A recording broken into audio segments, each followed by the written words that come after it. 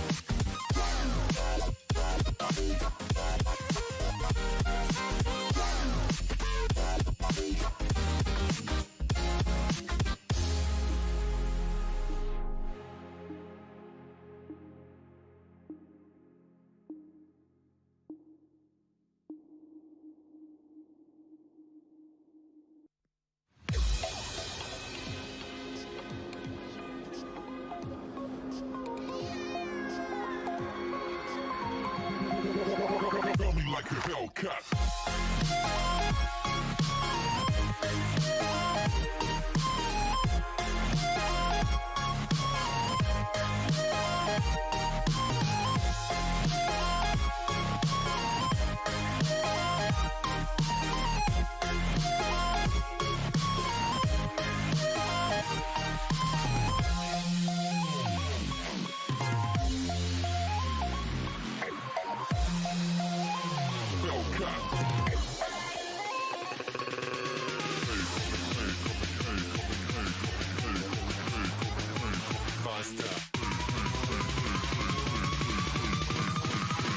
Coming like a Hellcat.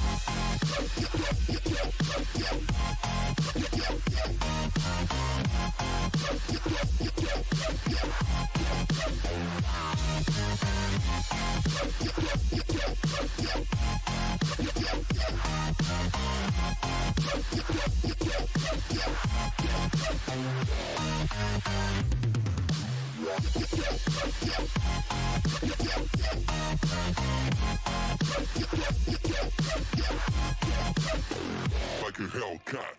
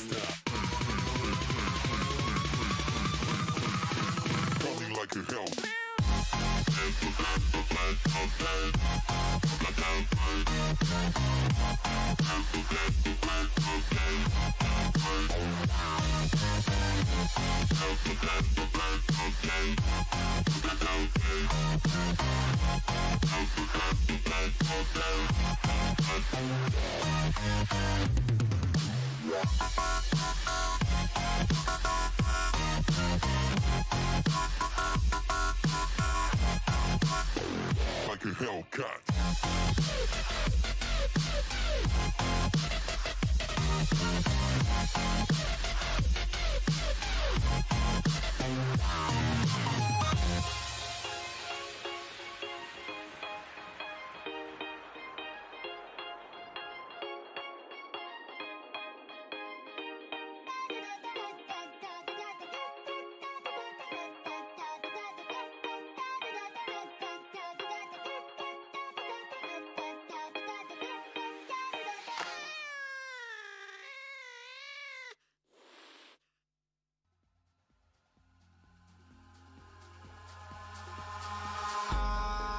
In the sky, gazing far into the night, I raise my hand to the fire, but it's no use, 'cause you can't stop it from shining through.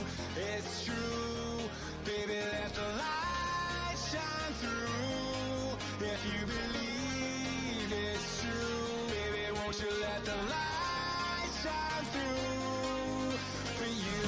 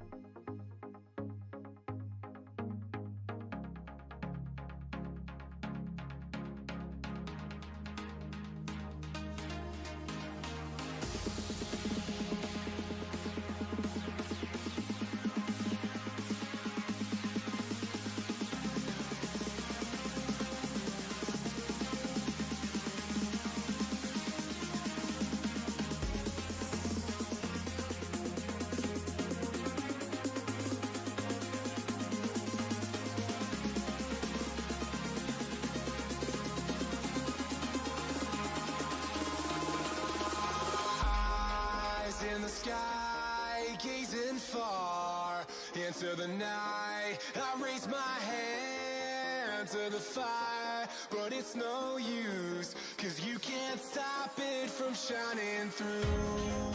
It's true, baby, let the light shine through. If you believe it's true, baby, won't you let the light shine through.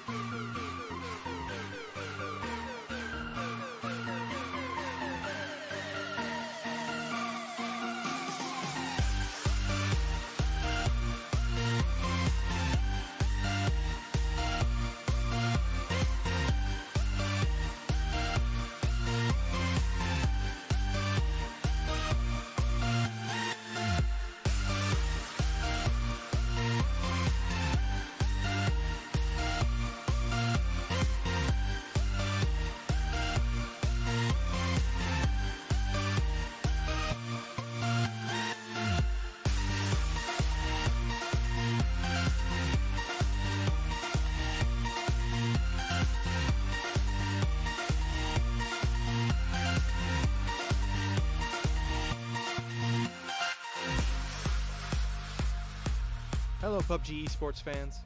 The Pick'em Challenge is back, and just in time for PUBG Continental Series 2, with some new improvements to make earning those great rewards even easier. That's right, starting with PCS2, we've extended the Pick'em Challenge event and increased the number of matches, allowing you more time and opportunities to collect the points you need to earn awesome, unique rewards.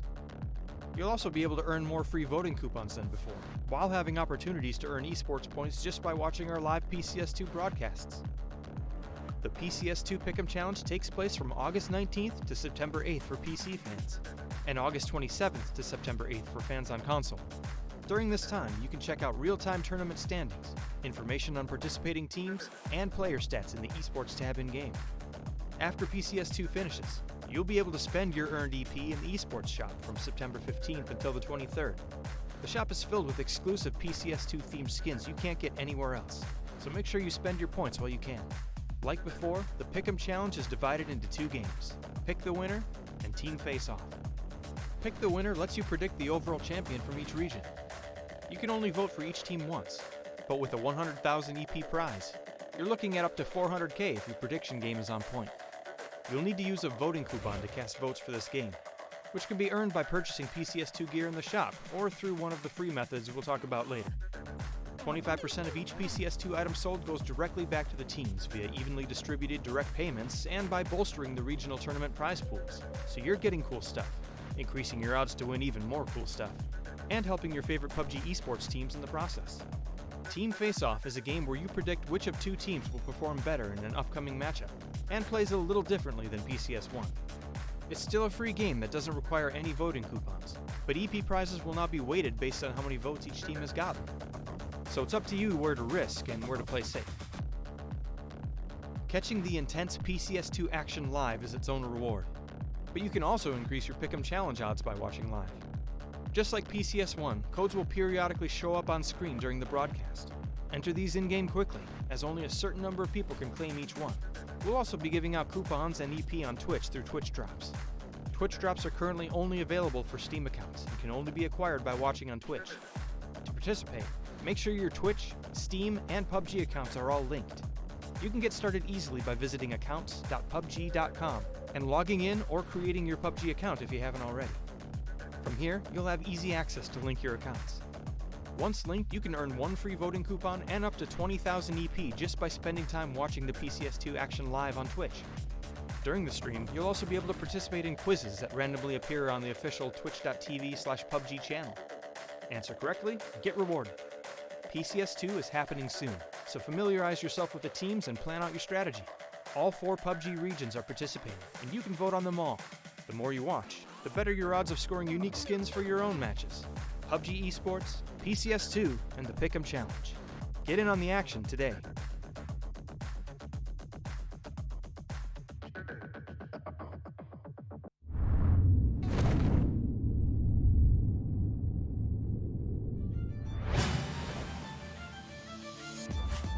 Oh, he wants to push up with Orange. You can see him going for it, couldn't you? With 2 players. I mean, that's a beautiful little overpeak to return that fire and knock him down his backside. Orange still standing his ground, though, trying to commit to the flushes, and why the hell not? We got raided today for the first time. It was very fun, but inside and hearing people at the door shooting and shouting abuse through the walls. Anyway, Apocalypse should find ends delivering 3 points to them. They do pull up on the side, though. There is 1 return fire from Rustamar, but the damage already... Ooh, a little bit of a windy one. Beat them actually might try and do. It's not the quickest circle in the world. Nope.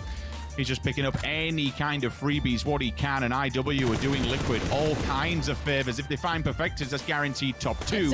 And all of a sudden puts Ibby in the clutch motion. Probably not going to happen. I mean, especially this tournament, we're really starting to see the best of these players. Truly are. Coming alive here, Fex doing well towards a Deer, but he's got to do more. He's low HP, he's holding the cross. Well played by TSM. Raise your edge, say goodnight. Position shifted, the move comes in. Braxico, new angle, new kill. Nice work towards 11. Falls away from it now. Needs some support here, but keeps doing damage. Zocker's dead, and it's not over just yet. Braxico actually took down Zocker. Just a bit of a fumble as Chris now falls. It's going to be just Braxico flushing on 1. Oh, that's a big nade back, though. That cost them a good amount. So now let's see where this takes them. You've got T-Bone waiting patiently. He is going to be the one who could take down the entirety of Liquid. They seem so aware. Excellent flash. They go for the peak together. Perfect play. Rosa to hand, no barrel, so who knows? But nade comes in. Deep's ready for this. That lands. It's good. It's very good for one. Mexi's down. Another nade comes in. Here's Fex, though. Flashed up. Oh, that's good work. Deep's going to get the most of the kills here, but now it's TSM up against Northern Lights. But Tulins is looking worse for wear, but Vard's found Perfectix. It's looking like TSM are back, boys. Same with Shift W, but they've got an easier path because they've got Chris and Killikai already across the road. Now, where's TSM going with this? Hold on, this is going nowhere. What? Nades coming out. Liquid's about to destroy these boys. There's nothing they can do. Here comes the fire. It's eliminated the combination. Pyro is dead. The bombardment continues. Goodbye, TSM. And Nuadir left in a what? A 1v4? Oh gosh, this might be a little bit too far out even for him. Molly's up. Everything's been put out to this one. Udir's got a smoke to stay alive in. That's all he's got to play with. And down he goes. Liquid. FaZe are about to run that CIS, border check, and it's going to be Chris finding Jeems on the way. This could be bad for Liquid. They're going to be trying to get through here, but there's a trade coming in. Beamy's in this one. Shift W receives the other side of it. Breaks. Oh my god, Mexi. Well, that's not bad. You'll take that. Just finds him in the hay bales. Perfectix is on their side, and Rustamar's not going to see that first. There you go. Perfectix wins the fight. Down goes Rustamar. Low HP, though. Probably going to be traded on, I can imagine. Diggory wants it. Senya gets it. And now Diggory against the world. Na'Vi pouring towards him, and Na'Vi get it. That's...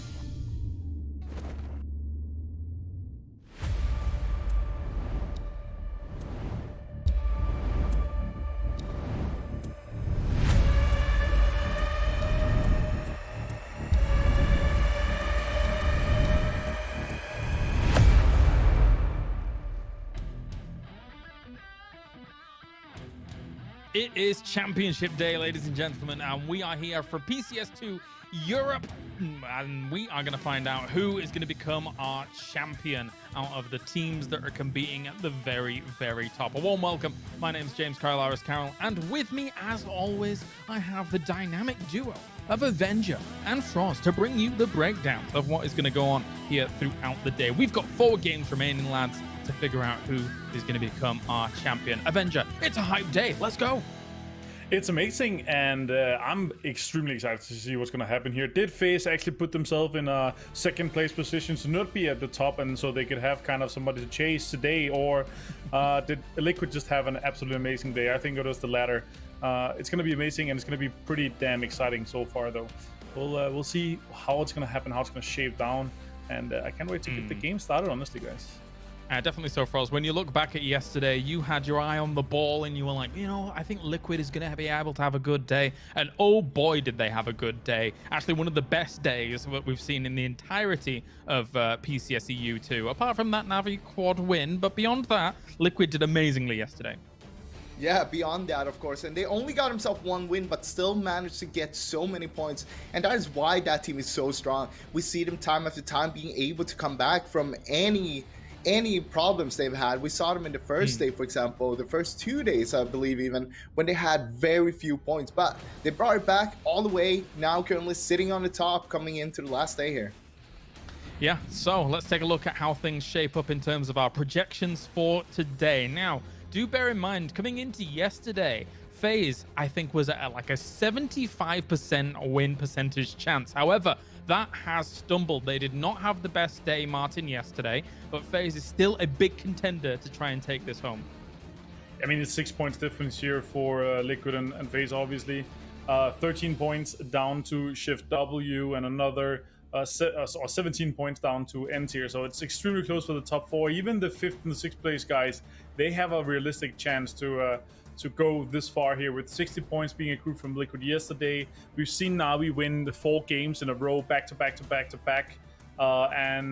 Honestly, I think anything is possible for our top 6 here. I talked to the TSM guys. They said we're going to get 4 wins today and we're going to take it home. That's bold, but mechanical skill does normally speak volumes for a team like TSM. So let's see if they can live up to that massive prediction for themselves. Of course, though, Froz, Team Liquid, 60% or so. Yesterday was amazing for them. And in a lot of my estimations, I don't really see them slowing down. We can talk a bit about that later on, though. There are other names here that we're looking at. I think ultimately, for a reasonable chance, unless something insane happens for, say, like top 6, for example, we're really looking at the top 4 names here to have a decent shot at being able to take it home. What are your thoughts, Froz?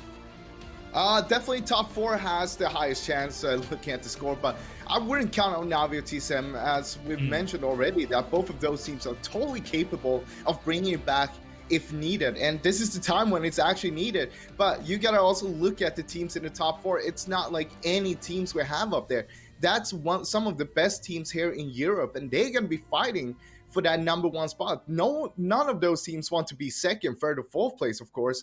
So this is gonna be one good ride of games we're gonna have here tonight, and I mean, it could go anywhere right now. Anywhere. We saw some of the teams bringing it back towards the end of the last games yesterday, so Liquid having the momentum as well. It's anyone's games. And there's a lot of money on the line as well here. Not only do the top 4 get a pretty decent payout, but everyone gets a decent payout. However, there are those tiers that you can see here where everybody's going to be wanting to jump up from their current position. So for example, when you look at teams like, you know, Win Streak, for example, or Tornado Energy through this like a 9th through 11th spots here, Martin, they're going to want to jump into that 5 through 8 here to get themselves a little bit of extra cash. Yeah, and that's a massive difference, obviously, to some of these guys that you're able to, just in a month's work, you're able to get, you know, 500 or 1,000 extra dollars each. That's amazing, and also to be able to jump up potentially into the top 4 for the guys that are higher up, you know, from $6,400 up to 10,000, 20,000 for some of these guys that are going to be competing at the very top. So very, very exciting. Yes. I would say, though, the $50,000 is obviously what everybody's at the very top is hoping for, but for the guys that are sitting at 5th or 6th, they really want to put themselves into a better spot, because top 4, that's where it's really starting to get funny. And yeah. And for some of those teams a little lower down, of course, Froz, if we're thinking about the Wildcats, for example, yesterday they started off strongly. They got themselves a Miramar win. So for them, currently sat in 10th place, you just need to eke out those little few extra points to move up that kind of tier when it comes to prize pool here. And these teams are definitely very capable of doing so. There's huge names down there that haven't had the best of tournaments yet, but could quite easily have a big day. Yeah, I mean, you talk about Istanbul Wildcats. We saw them win with the 8 kills in the first game yesterday. And in the second game, they got themselves a 7th place with 7 kills. That's 8 points. So in total, they got themselves 26 points on Miramar. But then when we got over to Erangel, they only got 2 points overall. And that was in the last game itself. That's not going to cut it. And this is what we're going to come back to all the time. It's all about not winning the games, but it's actually just getting as many points as possible. We're talking about make sure you get around 6, 7, 8 kills. And another team that did really good on that was Blaze Esports yesterday as well.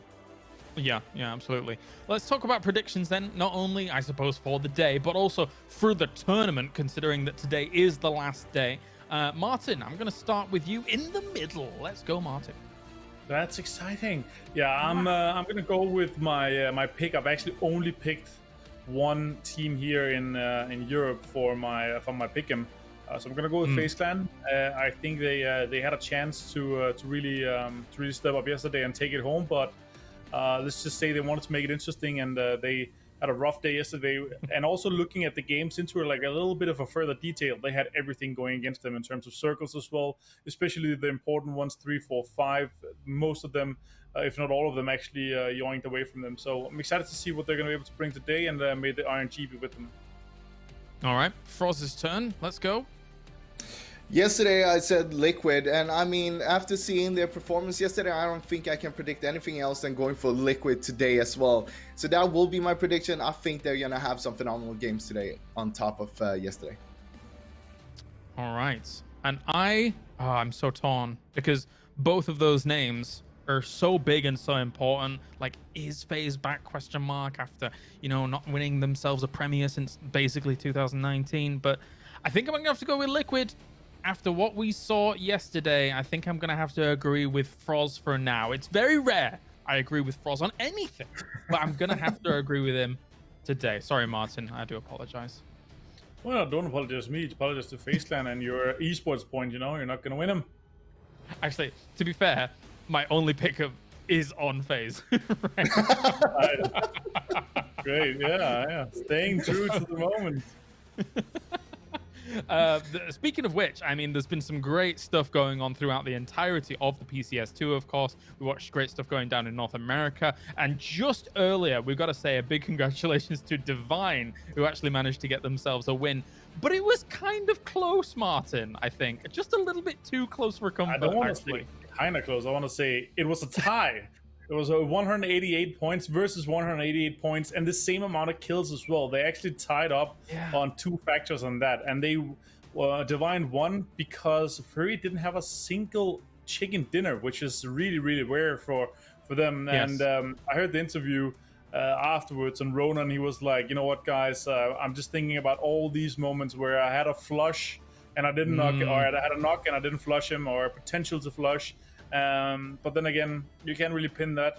They had multiple times, multiple chances at winning a chicken dinner, the Furry boys, and they didn't close it out. And I think, and I heard Inspire say this as well, like, we didn't win a chicken dinner, so we didn't deserve it either, or something along those lines. And I kind of feel him, like, we've seen it a few times before, where we've seen, M19 at GLL win the tournament without a chicken dinner, just due to consistency and placement points, also different placement or point structure back then. But it's the first time that we've seen a team tie at first place without chicken dinners, and then the tiebreaker actually being the match points, highest match biggest points in game. one match, which was actually match points. Not even the biggest game. Match points comes first. So due to them not having the chicken dinner, that was just straight up slice them up. So unfortunate, but nice to see Divine, also one of my picks. So have a nice. Okay. I'm 3 for 3, but I gotta admit, I picked as late as you could. It was they were pretty far ahead, Divine, when I picked. So was FaZe actually. So we'll see how it's gonna go tonight. Yeah, and I think the rule of thumb from all of this is that don't let it come down to a tiebreaker. And especially here in Europe, when the competition is extremely fierce, you can't let it go down to that. Well, thank you very much, gentlemen. It's time to get into our first game for the final day here of PCS2 Europe, as we are going to be heading to Miramar. We have names at the top to be looking out for, of course, here when it comes to them taking home all of the moolah. Will FaZe truly be back and get themselves a premier, or will Team Liquid continue that momentum from yesterday that we saw and roll into today strong? It is time to head over to our dynamic duo of commentators. It is Sims and Pansy. And look, we know the desk can do it too if we really need, so don't worry, we've got backups everywhere. But the main thing here, Rich, it's a Sunday, and I hate to say it, but we all know what happens. We do, but there has been a bit of a comeback story, and I think it's a good place to start this Championship Sunday on seeing how we've landed here today. We come in with a different name at top of the board. It's going to be Team Liquid, who are currently in the line for taking this crown and having it placed on the heads have been the king of PCS2 for Europe. But it hasn't been all sunshine and roses. It's been a bit of a long road to get here, Lauren. You wasn't present for the first weekend where they actually played. And when we actually remind, and this is kind of what makes it, this is what makes it so damn good and such a night and day scenario. They started off initially, I think it was something like 20, I'm pretty sure it was 23 points for an entire weekend. It was absolutely bare minimum. It was nothing. That's a good game for Liquid. That's one, big win, the 10 kills. Bloody hell. And then we look at yesterday. We have a first, a second, and a third, and a fourth, excuse me. So you do all 4 points. You get 20 points from that and 35 kills to boot. So if we're wondering why we kind of, or how we've ended up here, like Liquid's just ascension from bottom of the leaderboard to the top. Don't get me wrong, FaZe having a terrible, terrible day yesterday. I think it was a 15-point day. They didn't get a single top 10 finish. I think a couple of 10s there, but nothing single digit. So that definitely helped them out and jumped them to that point and allowed them to jump in that seat. But when we look at their first weekend compared to yesterday and the weekends previous, it has just been such on an upward, on a massive scale, such an upward trend. So we talk about momentum and how it can be a very big factor. So I'd say that right now, you have Liquid, of course, with that momentum. Yesterday's games were phenomenal for them. Excellent play throughout. They've got themselves back in the spot, right? Like, that's what we were all looking to see if they could do. They've done well. However, the team that is somehow, as you highlighted, though, the antithesis almost to kind of going against the idea of momentum is FaZe. They can have a bad tournament but turn up on Sunday, but they haven't had a bad tournament. They've had a decent tournament. Yesterday was just a bad performance. So I do wonder now, and this is I know people always go on like, oh, why'd you always talk about FaZe and Liquid all the time? Because when it comes down to the big games, big tournaments, they're the teams that turn up. They're the teams that always somehow deliver. And it's why we wait to see if another team joins that caliber. There's always that bit of bated breath of, okay, well, we've seen Shift W looking good, but can they be consistent with it? Is this a one-off event? Is this a honeymoon period? Do they have the longevity and the depth to keep going? Same with the Northern Lights. Hey, they've been on the rise. They've been looking great throughout all those tournaments, but when the big tournaments roll around, can they still deliver? And a couple of them have fallen a little short. And I still have to look at Tornado Energy and Northern Lights as two of the teams who've slightly slumped to what I expected. Bear in mind, Tornado Energy were like, talk of the town. We couldn't get James to stop talking about them. These guys were outstanding. But now, not so much so. Same with Northern Lights. Is there anyone else I'd put into that category? I think the top 8's pretty fair right now. I'd say Raise Your Edge are overperforming. But that's as of late. I think historically Raise Your Edge have been a very good side when it goes right for them.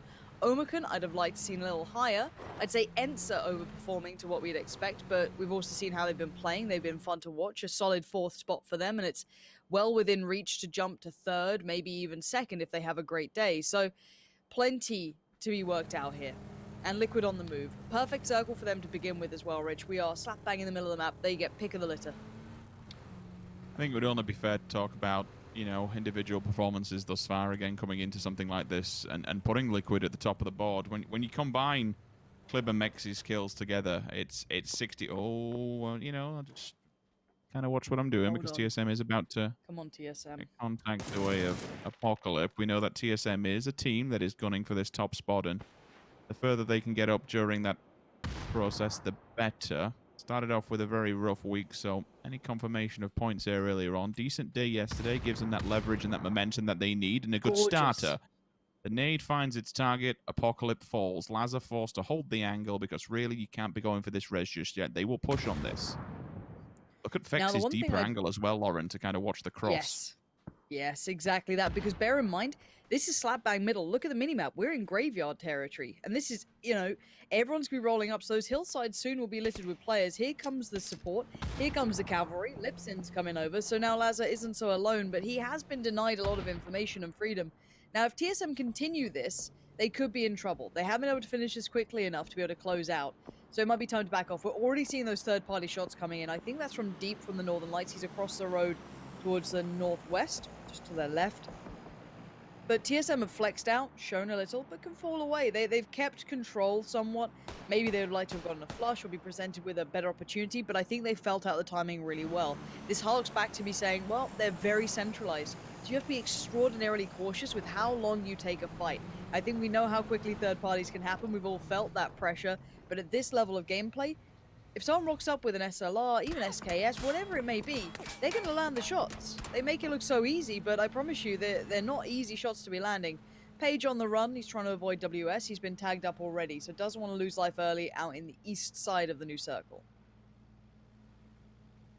Just to kind of regroup as well and finish off what I was starting on previous. There's 4 individuals so far that are helping out FaZe Clan and Liquid more just so than anyone. When we combine Clib and Mex's kills, it's 63. Itzy and Uber 59. Like, that's a solid proportion of the points that these teams are actually fielding. Like, when you have individuals that just go off and just work in tandem and you combine some of those, they're actually up the top when it comes to damage done. Shooting everything that moves is paying off so well for these guys because if you're not going to be stealing it, you're going to be getting the knocks and instantly confirming it. Like, the bullets, the point, everything so far, the teamwork between these rosters, the communication to be able to grab those down players, it's so key and so critical because points do really do make prizes, and that's what we're going to be seeing throughout these last 4 games. Is that we mentioned yesterday things may go a bit more cautious play, you know, a little bit more of a, rather than just getting stuck in. For a few teams, again, that's all there is left to do. You are playing for a few $1,000s here and there to be able to jump up those rankings. If you want to get those points, you are going to have to go and find the kills. Placements will not just do it because everyone else is going to start battening down the hatches, going a little bit more of a turtle stationary play. If you can get in the center of some of these circles and get a very solid compound, if you're a high up team in the top 5, there's no way you're going to go looking for kills. You're gonna hold down what you've garnered and defend it with your life. And I think this, to me, is a really excellent point when you bring up someone like Clib, who's proven his weight in gold. It was a roster change coming in. I know a lot of the fans still, you know, they love K-Mind. But I think pound for pound, they got the better pickup here in Clib. I think he fits that roster, the play style, the, you know, ability to just garner points. He seems to have slotted in a little bit better. And I think it's no disrespect to K-Mind. I think everyone who's seen K-Mind play can always enjoy it. He's a very flashy player at times, but maybe just didn't quite have that synergy within the roster. But this change-up for Liquid has looked good. That looks like something you're going to stick to. However, we've got Batulins here. The kind of, you know, warrior leader for Northern Lights.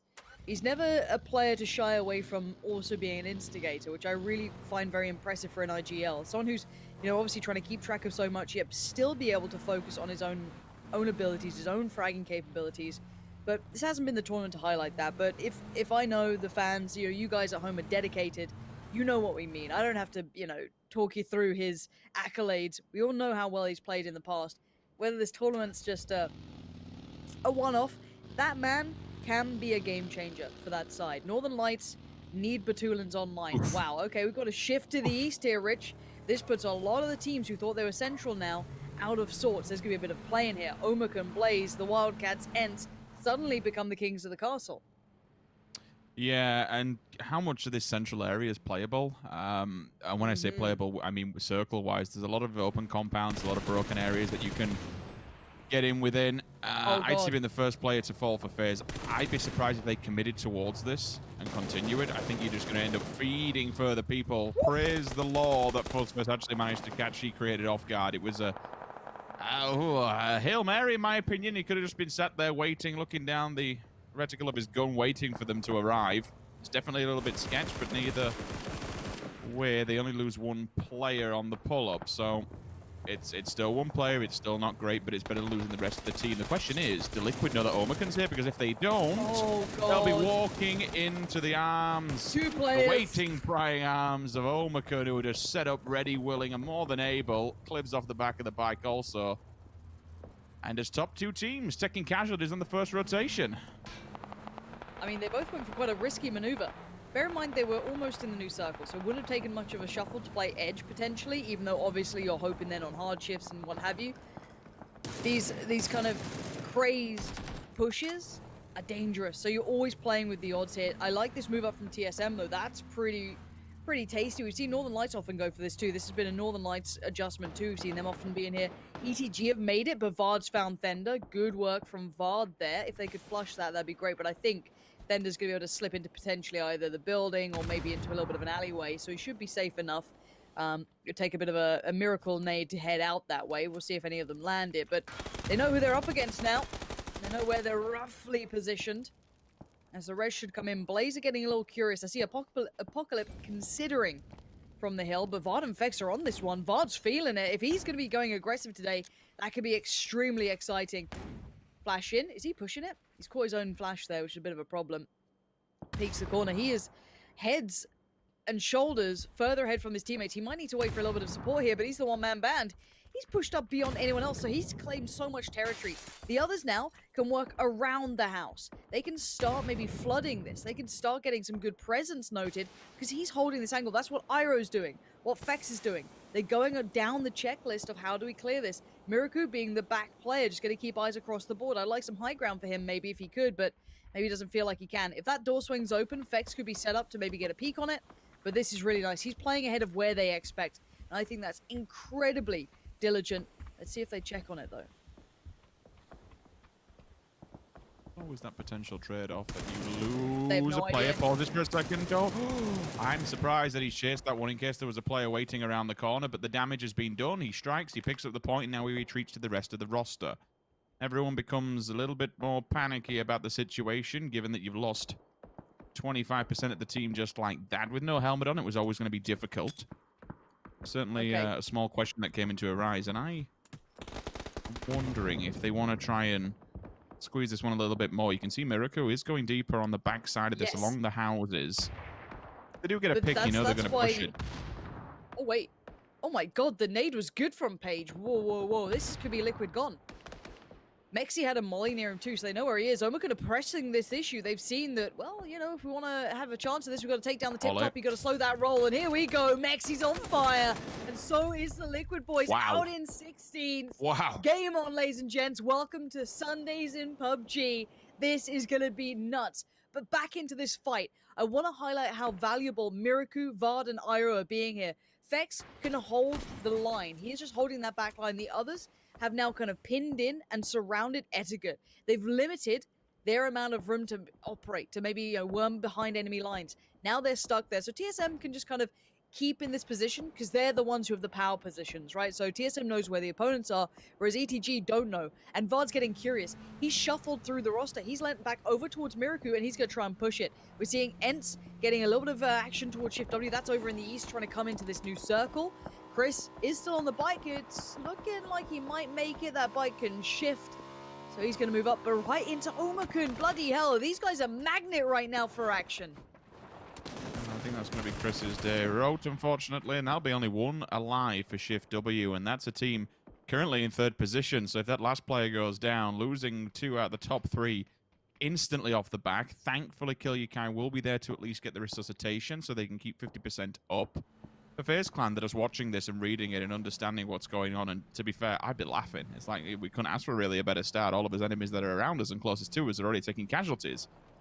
But they need to make advantage of that. They need to take full advantage of the situation, knowing that these enemies are down. Liquid did it yesterday. All right, you know what? We're just going to pause because this is a Packed up. breach and clear if I've ever seen one, Lauren. Yeah, TSM is just sweeping through. This is a dirty angle, though. That's a headshot angle. You shouldn't be able to be traded on too easily. Yeah, that's gorgeous. He couldn't get away, though. Stuck in the rubber. Rubber? There. Words are hard. Rubble. There you go, Lauren. Big girl words, but now forever. Didn't get the flush. Okay. Okay. It's all good. It's all good. Miraku's back up. They did lose Vard in the process, but to be fair, Vard has... It felt like Vard was willing to offer himself up for the greater good. That initial push he made to that first house against them, I mean, you could tell he's playing for bigger picture, and what that means is they now get La Bandita all to themselves, pretty much. Yeah, the surrounding area is busy, but it's almost like you've got guards now patrolling the moat outside your castle. Na'Vi are getting quite curious, though. Keep your eyes towards that. If you see a knot come in, it's Na'Vi looking in towards La Bandita, so TSM might have to be careful. But let's check back in on the top players here. Obviously, we're a FaZe in this. Kind of unscathed. They had that initial loss, which is a problem, so I think they lost out on one of the big guys, right? Was it 8C they lost there? It completely forgets me, to be fair. We'll see as it does go through. I can see Gustav and Yeah. Fussler, so we're near enough there. AWM falling close to Omicron, whether they actually want to push out and grab that thing. I mean, in the hands of Vazku, it could be absolutely devastating. Shift W will be given a bit of respite. With 2 players still standing, they can at least get inside the compound, but this is outside of the white, remember. If Ents commit to La Bandita, this could be interesting to say the least. Now, a lot of teams will always commit to La Bandita. You might think, well, why are you pushing yourself down there? Given where the circle was perpendicular to it, you know for a fact for 1 or 2 circles next, it's going to be there. But TSM have the better position. By clearing out that team, by pushing in, they can move toward the outskirts, which forces everyone else to do all the work. Na'Vi is lingering on the ridgeline of La Bandita. Let's not forget that. So that's a third-party time bomb ticking away in the background. It could explode any minute. Ents, they're doing the same as TSM. They're rushing as a 4-man band, and any one solo player that is found from the side of TSM will be collateral damage as they just wander their way through. Okay, Iroh towards Squeaky. Next challenge is here. Ents fancy their odds. Iroh's out of the building, though. Diggory's going to catch him in the heels. Oh, Iroh's lucky to be alive, but there's no one on the other side just yet. Na'Vi took a second to consider potentially. I thought they were going to be the ones to pressure, but no. It's the Finns who pushed up towards the crash site here. As Fex looking a little worse for wear. HP low, but he gets the heal off, so he'll be back up. Iroh is isolated. I don't know if Ents realize this yet, but if they do, maybe they could try and pressure that issue. It's whether or not they use Squeaky as bait. He's in a position where he can't be revived. Vex takes full advantage and says, you know what, we'll have him. That's 1 point away. And the score's even up with 3 players either side. Let's still not forget that Na'Vi is overwatching that entire thing. They're currently looking at Omicron on the other side, and that's only by the height advantage that's been given to them by actually playing the ridge.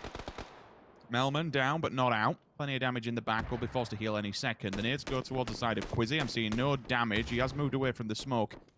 So they won't realize their position at the moment. Vascu going down in the kill feed, one side of the Adepts.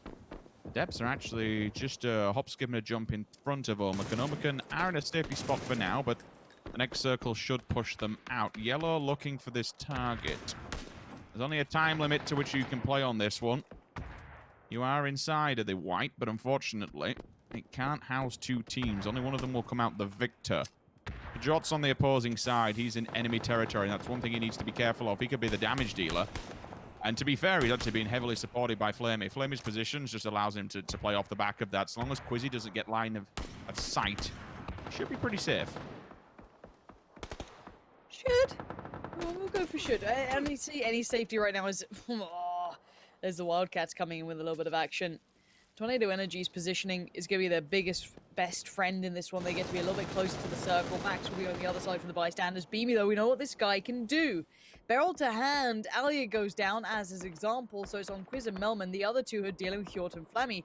Now, honestly, bystanders have kind of kept themselves alive in this, but we know that Quizzy can deliver. He needs to find one fast. Time's ticking and they're being surrounded. They're trying to group up potentially here. Not sure what the plan is. Use the low ground maybe. Try and catch maybe Flammy on the revive towards yellow. Already though, there they go. A nice attempt, but it was all but seen. And now flipping across. New circle hits towards the northwest side of La Bandita. So right now, 3 teams are in the circle. Maybe 4 if you want to count TSM out of the 13. There's a large portion of this lobby behind the circle.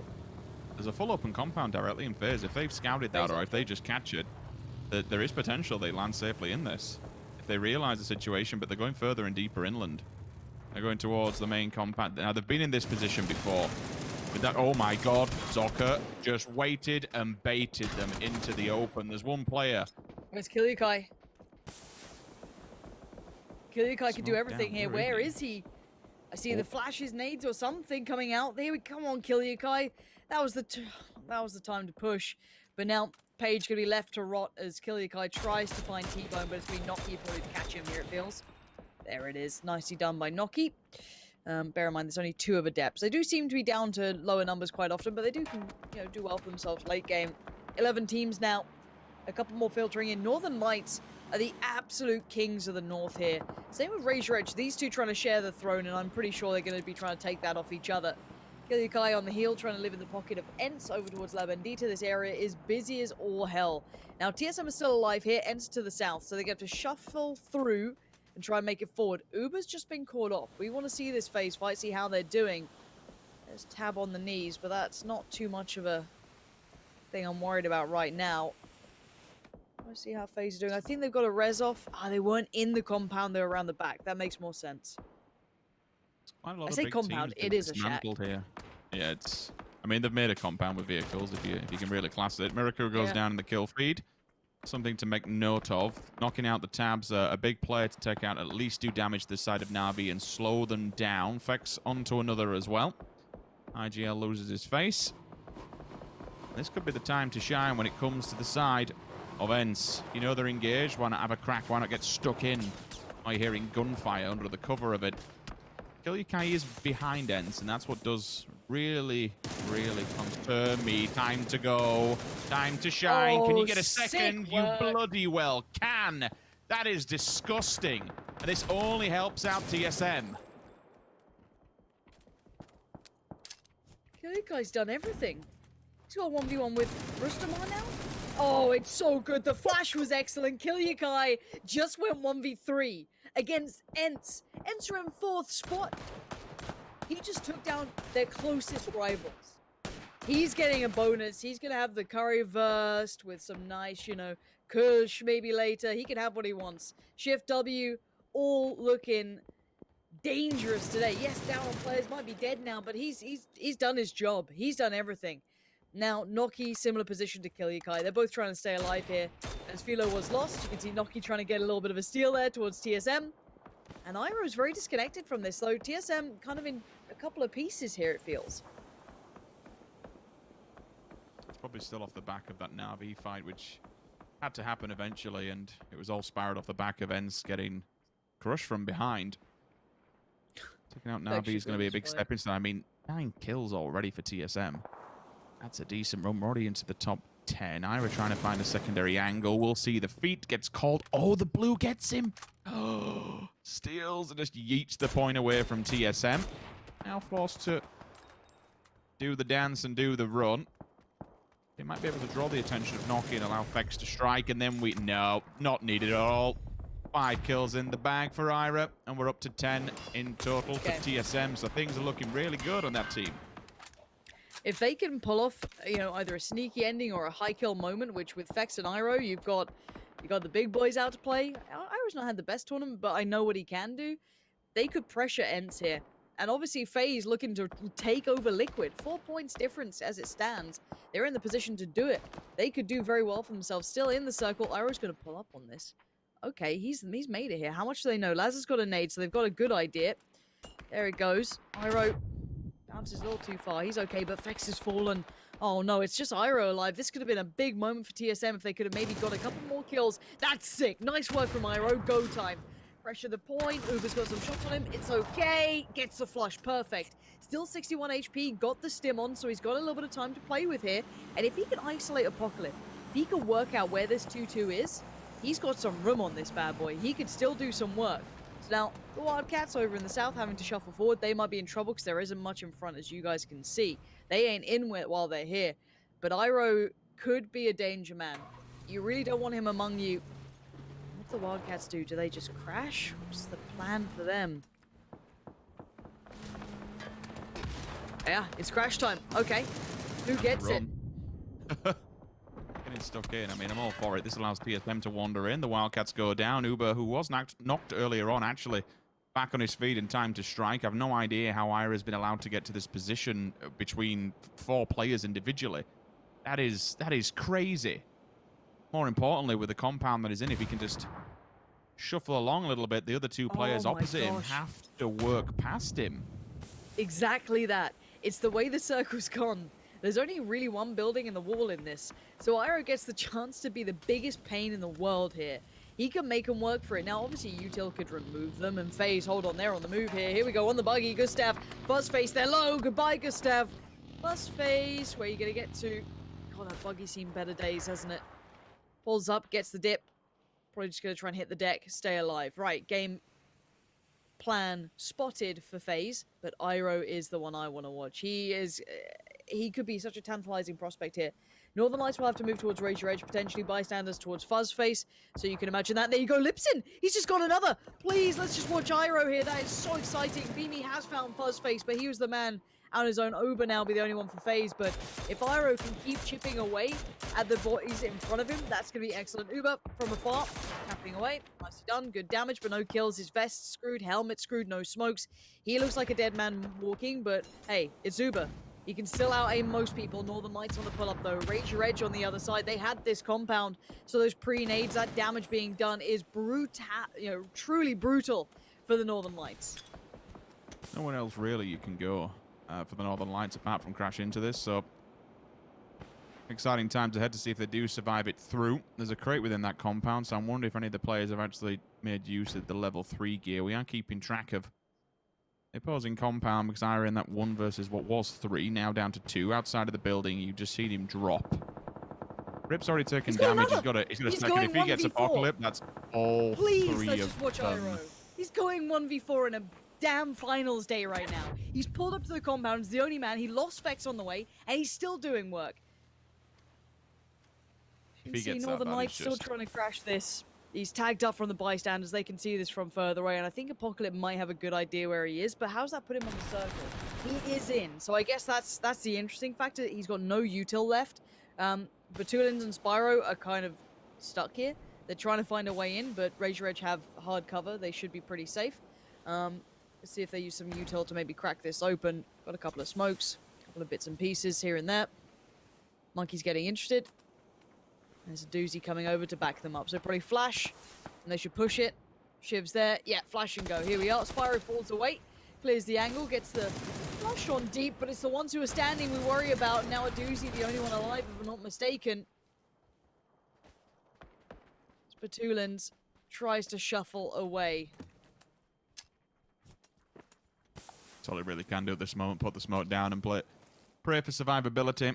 The bystanders, it would take Come on, Iroh, you just a absolute god. complete throw for them to lose this at this point. Iroh knows that he's on very limited grounds though, to be able to get this one, especially with how many angles the bystanders are holding. It's who dies first and who do you decide to die to. You can actually nip around that wall and maybe get involved and try and hide. The bystanders finally do He's hit the deck. open up onto... Has he actually got out of this? Nice. There's no... He's done him! Oh my god, you monster! He 1v4'd them. He absolutely 1v4'd them then. No. No. You don't do that on a championship Sunday. That's 9 kills. He has That is a 9 nutter. goddamn kills. That's absolutely sick work from Iroh.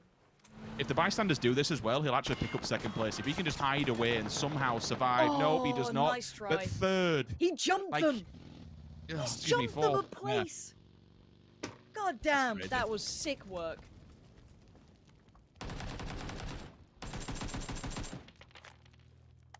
Oh, we'll play this one out for the top 3. Batulin's the last man standing against Raise Your Edge. How much damage can he really do before you find the final bosses, which will be the bystanders with how much map control they currently have. Clammy on the opposing side. Tries to make it down the stairs, but the SWAT team has arrived. Knock, knock, wake, wake. Thank you very much. Out we go into the open. And the fight will begin. The smokes will go down. And really, there is absolutely no world the bystanders should lose this. They're all the way up again. I mean, there may have been an opportunity where they just say, you know what? We're playing for money here. Don't bother giving any more frags. Just take it to the blue and leave it as that. Unfortunately, it's been a little bit overshadowed by, and a win's a win, no matter which team it is. But Ira's last stand was absolutely phenomenal for a team that is playing tooth and nail to pick up as... Wait, there's no way you do this, Monkey. Monkey. Monkey. Yeah, You up to some no. tricks here? No. Yeah. Okay. I got nervous for a second though, but Yeah. well done to the bystanders. 9 kills, so equaling the entirety of what Iroh did. I mean, yeah, I think Crazy. we didn't see enough of it. I just want to watch that fight all the time. I understand it's hard to spectate those sort of things, but good lord, he put himself in the best position possible. Yeah, if this is the caliber we're getting, Rich, we're on for a good day, right? It's one of those things where we look at it and we start playing the numbers game. Teams that are up at the top were unfortunately having a bit of a rough time. Liquid going out in first, but 16th first, dying like that with don't think any kills towards the side of it. None. It is tough at the top. You have to stand your ground and put your feet in the ground to say, okay, let's take it on and tackle it. But when you've got TSM doing quite well, Ends picking up a few frags also, this is going to be a wild day. I'm intrigued to see how this is actually settled off, especially for game number 1. It's setting up for a fun tournament. All right, let's wrap it up over here and head back to the boys to talk us through everything that went on and give us that kind of overall start to the final day. Absolutely. What a game to start things off here for our final day, as we have, yes, bystanders do get themselves the victory, and that is important for them to try and move up in terms of the tiers when it comes to prize pool. However, there is other stories going on that are very impactful up towards the top. Let's take a look at the highlights here, as FaZe lose one early, but that's by the by. TSM did huge work in this game for us, which means now they are going to be joining that top pack for a shot at the championship. Yeah, I mean, TSM, or should we say Iroh, did a phenomenal job. Of course, it's a team effort, but Iroh did certainly put in the last gear there, the 6th gear on, and just like went off on everyone. I think he had 9 kills in total, which is just amazing on a championship Sunday like this. And that is going to put TSM up there towards the top now, fighting against the other teams that we know were up there before. Liquid, FaZe. We saw Liquid, of course, go out early as well. Yeah, makes everything more spicy, I suppose, Martin, when some of the teams that are rivaling for the top are getting some big numbers put on the board here. And FaZe had a pretty decent campaign throughout this game, all things considered. They did not have the easiest time rotating into some of these circles. No, overall, this area here and the terrain in this area between these two comps is extremely flat here. So you really have to make sure you take grounds while you're at it. But Killiakai also an extremely good effort here, taking out Ents by himself. Very well played, but here is the Iroh show, and it really started early on. And that was amazing to see how well he was able to play that as well. Bystanders, though, able to take home a victory here, and they that might put their campaign up. It's going to be great for them. If that would have worked and Bystander wasn't on the southwest, FaZe Clan could have been looking at more points. But this makes it effectively a best of 3 for the championship here today, honestly. And those were some of the kills that Iroh was able to pick up towards the end and finally gets Apocalypse on the very edge. Unfortunately for him, from that point on, it was very difficult for him to try and get into those final circles. Because as Avenger is mentioning for us here, in this terrain, it is so open. There aren't really many cover points to take unless you were towards the edge of the circle. Yeah, totally. It's super hard, and of course we know that Iroh was in that comp. I didn't have much to work with, but we saw him trying to get out of there. He got shot by Yort from Bystanders a little bit, but managed to survive a little bit more, and of course take out Blaze in the end there. Here's our 1 through 8. Bystanders, yes, get themselves 19 points on the board, but what is basically equal to a win anyway. TSM, 18 points for a second place, Martin. That is 14 kills going their way. Just fantastic stuff to start off the day. That's insane, considering that they only got 4th place. Honestly, it's such a well play by them. And imagine if they're able to have a few more guys alive and some utility, they could potentially have smoked up and pushed the fields and made a play for that. But 9 kills for Iroh, 6 for Beamy. Absolutely insane here to start off the day with. I suppose, Martin, you said that they were going to get 4 wins throughout the day. I think an 18-point game, yeah, that's. It's not quite, it wasn't a win in terms of standings, but 18 points for one game, 1,100 damage coming in for Iroh. That's good enough, Martin, for the first game. Yeah, it's good enough, but I was talking to Fex mainly, and Fex was just talking a lot of, he was just saying a lot of memes, actually, just joking around and they were by high spirits, honestly. So I think them going into this with the high spirits and just saying, let's just do it today. Let's do it our best. And this is going to be a very good setup for that. They have 3 more games to go. The momentum based off this amount of kills and clutches that Iroh did in a single match there is just going to be nuts. Oof. When I see performances like that, I get a little bit of chills running through me. That was amazing stuff there for our first game. And don't forget, at home, you guys can be involved as well. You can have your Steam account attached to your Twitch account, and you could be earning some esports points along for the extra stuff for the Pick'em challenge that is currently going on. And if you haven't picked your teams already, then you're not going to be able to pick them now. But if you've got yourself the winner later on, you're going to be able to claim yourself a lot of points as well. We're going to go to a short break, ladies and gentlemen, and when we return, we have our second Miramar of the day here for PCS2 EU.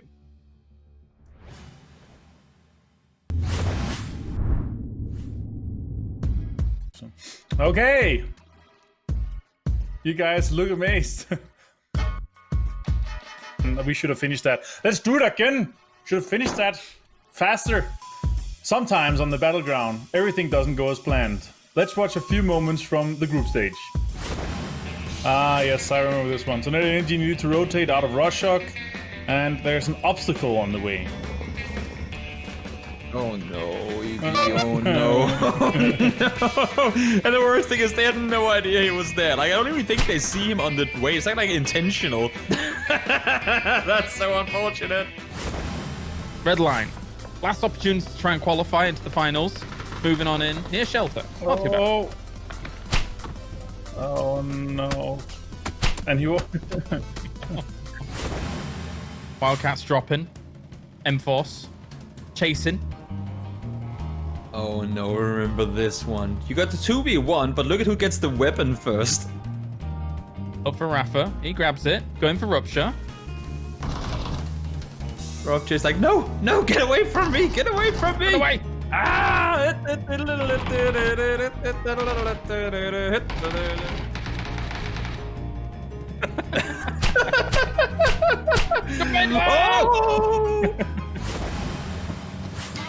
here, Unity.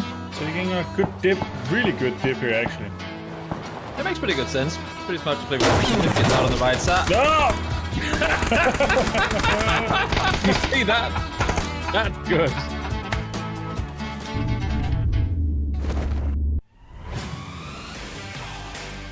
Всем привет! Хочу поддержать команду Face Clan на PKS2. Я все верю, у вас получится. And let's do winner chicken dinner. Only one team can be in top. Face Clan. Всем командам желаю стабильной и красивой игры, но я в свою очередь буду топить за Нави. Hi guys, Silas here. Let's go Team Adepts and enjoy PCS2. Let's go raise your hedge. The French community is supporting you. Good luck. NLT, good luck. I hope you win.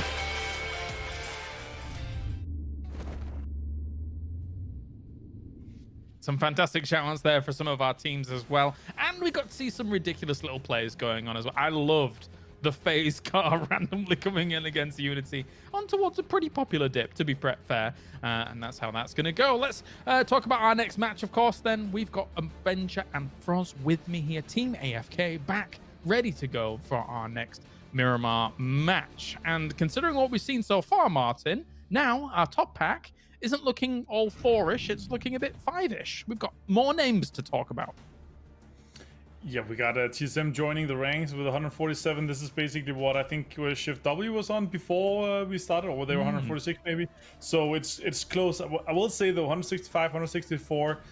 Even though that it sounds like, you know, a small amount of points here, over the kind of average of 3 games, you're gonna have to really be consistent in those last games if you want to take it home here. You cannot go out in 16th, 17th, or 15th, 16th place with 0 kills. So you really have to step up. And I'm curious to see how they're gonna be able to. I mean, Shift W actually really did a valiant effort here in the last game.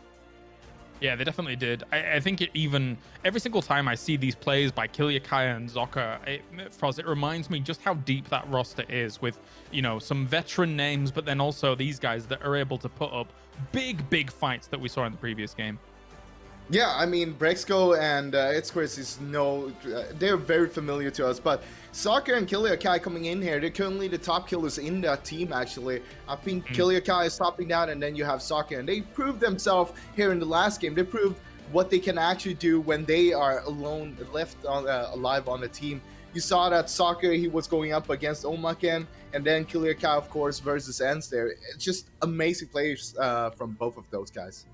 I'm going to stick with you for a moment, Froz, here, because, of course, Team Liquid and FaZe Clan are quite close to one another. Now, yes, there are still 3 games remaining. However, Martin and I were talking about the situation in APAC that came down to tiebreakers. Can you update me a little bit on where Team Liquid and FaZe are right now in terms of points and tiebreaker situations?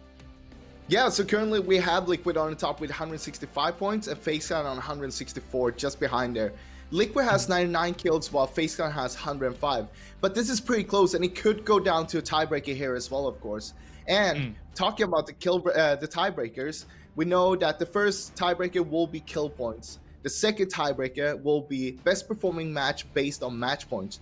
Basically the best match they had. And both Liquid and FaZe Clan has had a win with 14 kills each. So that would go on to the third tiebreaker, which would be best performing match based on kill points, and that is 14 kills for both of the teams. So that would go down to the fourth tiebreaker, which would be team kill points in the most recent match, if that would happen, that is. Right. I mean, we just gotta wait and see. There's still 3 games to go. Anything could happen, and of course we have more teams that is towards the top and fighting for the win as well. It's a ridiculous situation to think about, but it could occur because we've seen something not too dissimilar literally today. So that's kind of interesting to kind of think about. Thank you very much, Froz, for that.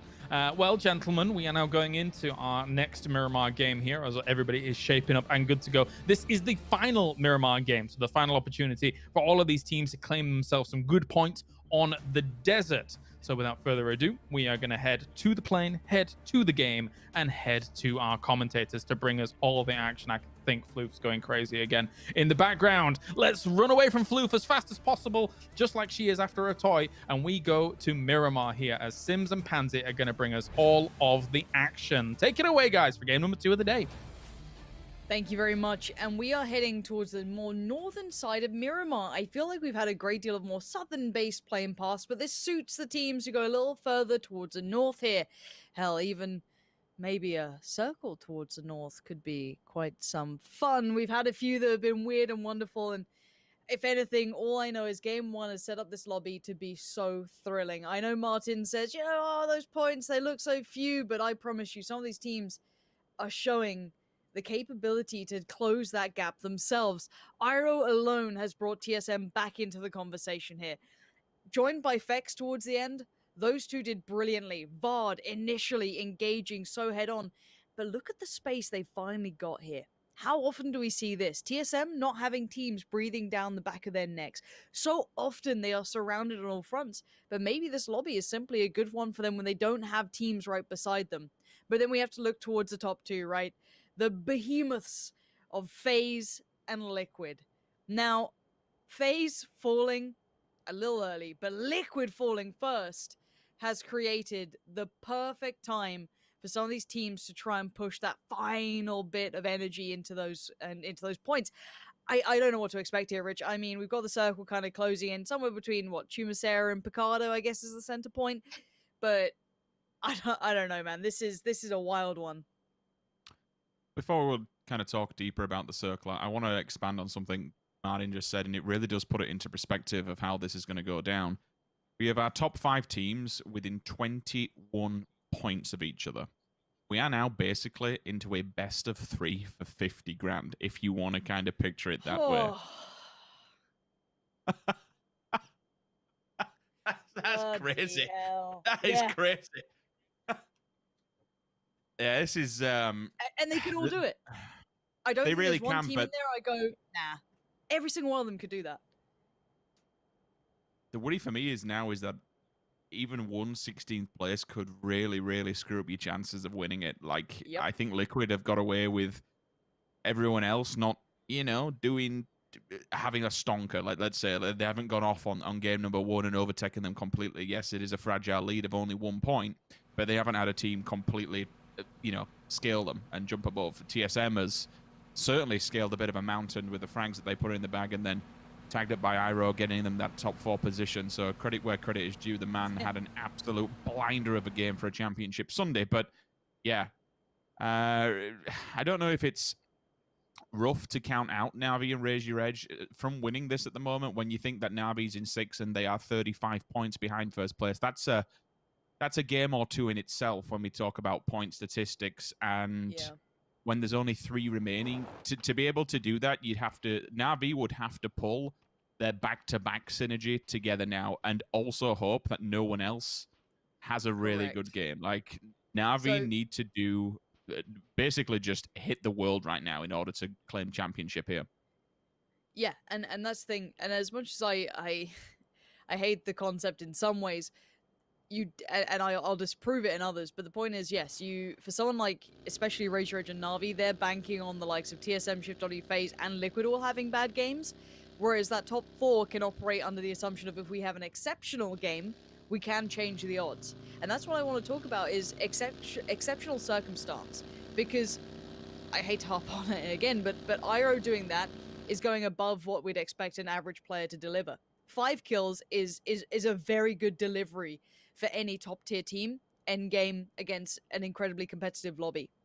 Now, anything above that, you've overperformed. Him going 1v4 to put his team back in a position to do well is something outstanding. Now, should he be able to do that every game? No. But you said it, it's only a best of 3 here. Couple more good games and this could be everything, but let's keep our eyes on the prize. Who's in that center point here, Rich? Because we've kind of laid the land. Let's talk about the game in front of us.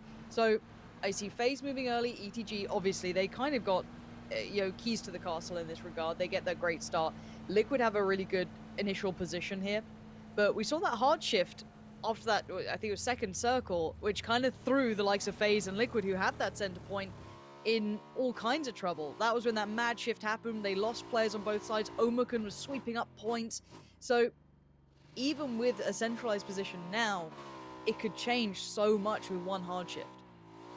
It could, and that's the main worry that teams will have to be aware of. The hard shift and the possibility of it coming through, and just being in a position that you're not completely boxed in with teams just surrounding you on all fronts so that you have no real way of escape. You need a means and a plan to be able to be mobile on this map and move into a better position should you need to. When I look at this circle, I suppose, if you're thinking of an IGL's perspective, you've got to think it can't go to Los Leones. And a lot of teams are also in that mindset of pulling away from it. So you would go deeper, and it would take an absolute just cluster of a strike on this circle to move all the way to Los Leones and give you that hard shift to the east.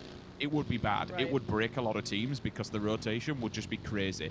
You'd have to take either a wild southerly shift and maybe hit a coastal road, and then you're going to be in trouble of anyone that wants to try and set up some sort of entrapment along those darker hillsides. If you go towards the north, it's more safer to be sitting in the north now, so that's why you might have the likes of the Northern Lights going for a bit of a split in and around Monte Nuevo. The bystanders could also do the same. If we do get a northwest shift, I mean, hell, Na'Vi are going to be absolutely laughing. They can come down from the mountainside on that edge of El Pozo and just work the way down through the fields, through the farms. TSM will be slightly late to the party, but again, they're already inside this circle. They can do a late loot if they really want to and really get geared up to the 9s here and play this aggro towards the end. It's entirely their call on in which way they want to do it. Ents will be an interesting one. They're going for the old style of play. This is a very reminiscent Ents play where they just completely play edge, stay away from the head of the party. It's intriguing to think how it will treat them. You know, in the next circle, would it be favorable? Will it put them in the best position possible? You could say the same for Shift W. Again, they're away from the party. They're all the way down. Valdemar, first victim is found. Lazar onto BSD.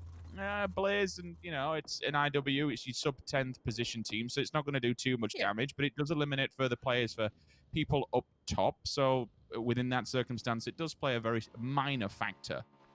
But you have this huge road that runs basically from the left-hand side or the west of El Pozo, and it cuts this circle diagonally from northwest to southeast. It goes all the way to Los Leones. Exactly. I'm going to cut Los Leones out of this and say the circle won't go that way. So anywhere in and around that road where all the teams are already loitered, if we do get a central circle, man, I don't know how you breach that circle. I really don't. I think you're playing for scraps on the edge. I'm with you. I think looking at the teams, they know that road, that north road from Chumacera, not from Chumacera, but north of Chumacera, is where it's going to be. Every team is magnetizing towards this. It does become that divide of north and south, a little bit of east and west to it, but that's where they're all banking on.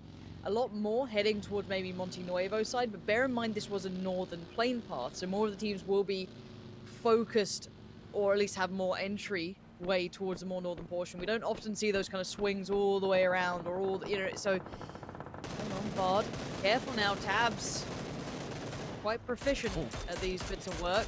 We did see Batulins in the feed there. That's for Northern Lights. Tire out. This Tab had already backed away from that fight, so Vard is in danger. Oh, okay, no, he's in real danger now. That car's smoking. Tab suddenly back, realizing there could be some meat on the menu. Tornado Energy having fights elsewhere. This is FaZe. Cleanup duty. Vard's just been knocked, not flushed yet, but probably going to be doing so. He was very open, very vulnerable. I don't think he's recoverable, and I think he knows that. Unfortunate for him, the tire spin out just kind of cut him away, and Na'Vi, well, that's a point for them, and a big loss for TSM. Vard was instrumental before. Chumacera is the focalized point. Talk to us, Rich. This is where it gets really fun, because Chumacera Town Center, the top northern side of it, we know we don't get circles. You have those mountains that play around it, and essentially it just moves away slowly but surely. Where do you want to set up shop? It has to be around that area. You have two focal points for this. It'll be to the northwest and to the southeast. Blaze's territory, you want to be that line that we spoke about, that running diagonal road. You want to be south of this. It's going to go south. There's no way you're going to get that hardship towards the north, but whereabouts in Chumacera do you want to be? The town center, the end fights, the end game, it's going to be messy. It's going to be dire. You have to make sure you're in a position, a 2-2 split, that you're controlling maximum amount of land. You now have to deny access for other teams. Everyone is just going to bomb center and sit this next circle out. You just have to make sure that you have the damn good circle. You have a damn good compound to be able to take with you to the next circle. This will be, yeah, this is going to be dicey. It really is. Yeah, it truly is. You can see FaZe, Omican, Tornado Energy, Shift W, they're all congregating towards the same area. TSM slotting in right next to FaZe as well. They are not far away from each other. TSM having another loss. Alia is there towards Miraku. That's a flush. They're down to 2 now. Is the Dastardly duo from the last game, but you probably wouldn't have wanted to be in that scenario sub 15 minutes. Shift W about to get some pressure though. They're looking towards the Wildcats. Raxico is on it. We saw what Killiakai did before. We saw what these guys can achieve. They are deadly when they're on it, and Chris, the man, is an absolute animal when called upon, but the Wildcats are in good positions. They have the hard cover. They're watching these boys pull up. They've got them pinned on the back lines, and then on the other side, it's the likes of T-Bone maybe having a little bit of a look over, considering, what's going on over here? We've heard some cars, we've heard some shots. What's happening?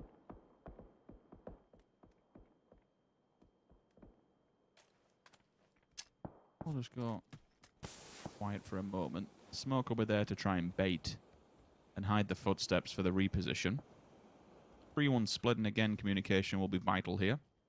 Draw the enemy in and try and get the info back. Levent, the only player inside the end of the building. Depends if they've watched this full pull-up and they know and have accounted for all the players in the positions that they'll be taking residency within. I'd anticipate that kind of goes on for a hell of a lot of time. There's no way Shift W wants to lose any players. Try and let IW get over-aggressive and make the first footstep. Hopefully the wrong footstep for the side of Shift W. Take advantage of that and maybe push on the knock, but I wouldn't anticipate too much action going down, especially given how close to the central point of the circle is. It's in a bit of a beveled area, so you won't go too far. And again, you don't want to make too much noise, because otherwise teams will just set up on the ridgeline. There's not too much hard cover, so that'll be a timed thing, but still, it's a possibility. Razor Edge have gone all the way to the south, or should I say at least the most south compared to any other team, so they're waiting for that huge compound on top of the mountainside on the darker hills and hoping the southern hard shift hits. Adepts furthest up north bar WS, who actually one of their players is playing off Monte Nuevo, and I suppose that's again hoping for the northern hard shift and have the emergency backup plan. TSM, FaZe, Omican, Northern... It's just... throw your marbles into the middle and see which one comes out on top. And with Chumacera being the central point, we're going to have the town fight. And again, we won't be getting more towards that northern side, so whereabouts would it land? We'd have to, if we're going to put us chips down on the board, you've got to stick to the high side of Chumacera, and that's where Tornado Energy have just banked themselves in along 4 other teams. Now, look at this. Remember, and you said it, the high area. This is high ground fights happening. FaZe are actually shuffling towards the other side.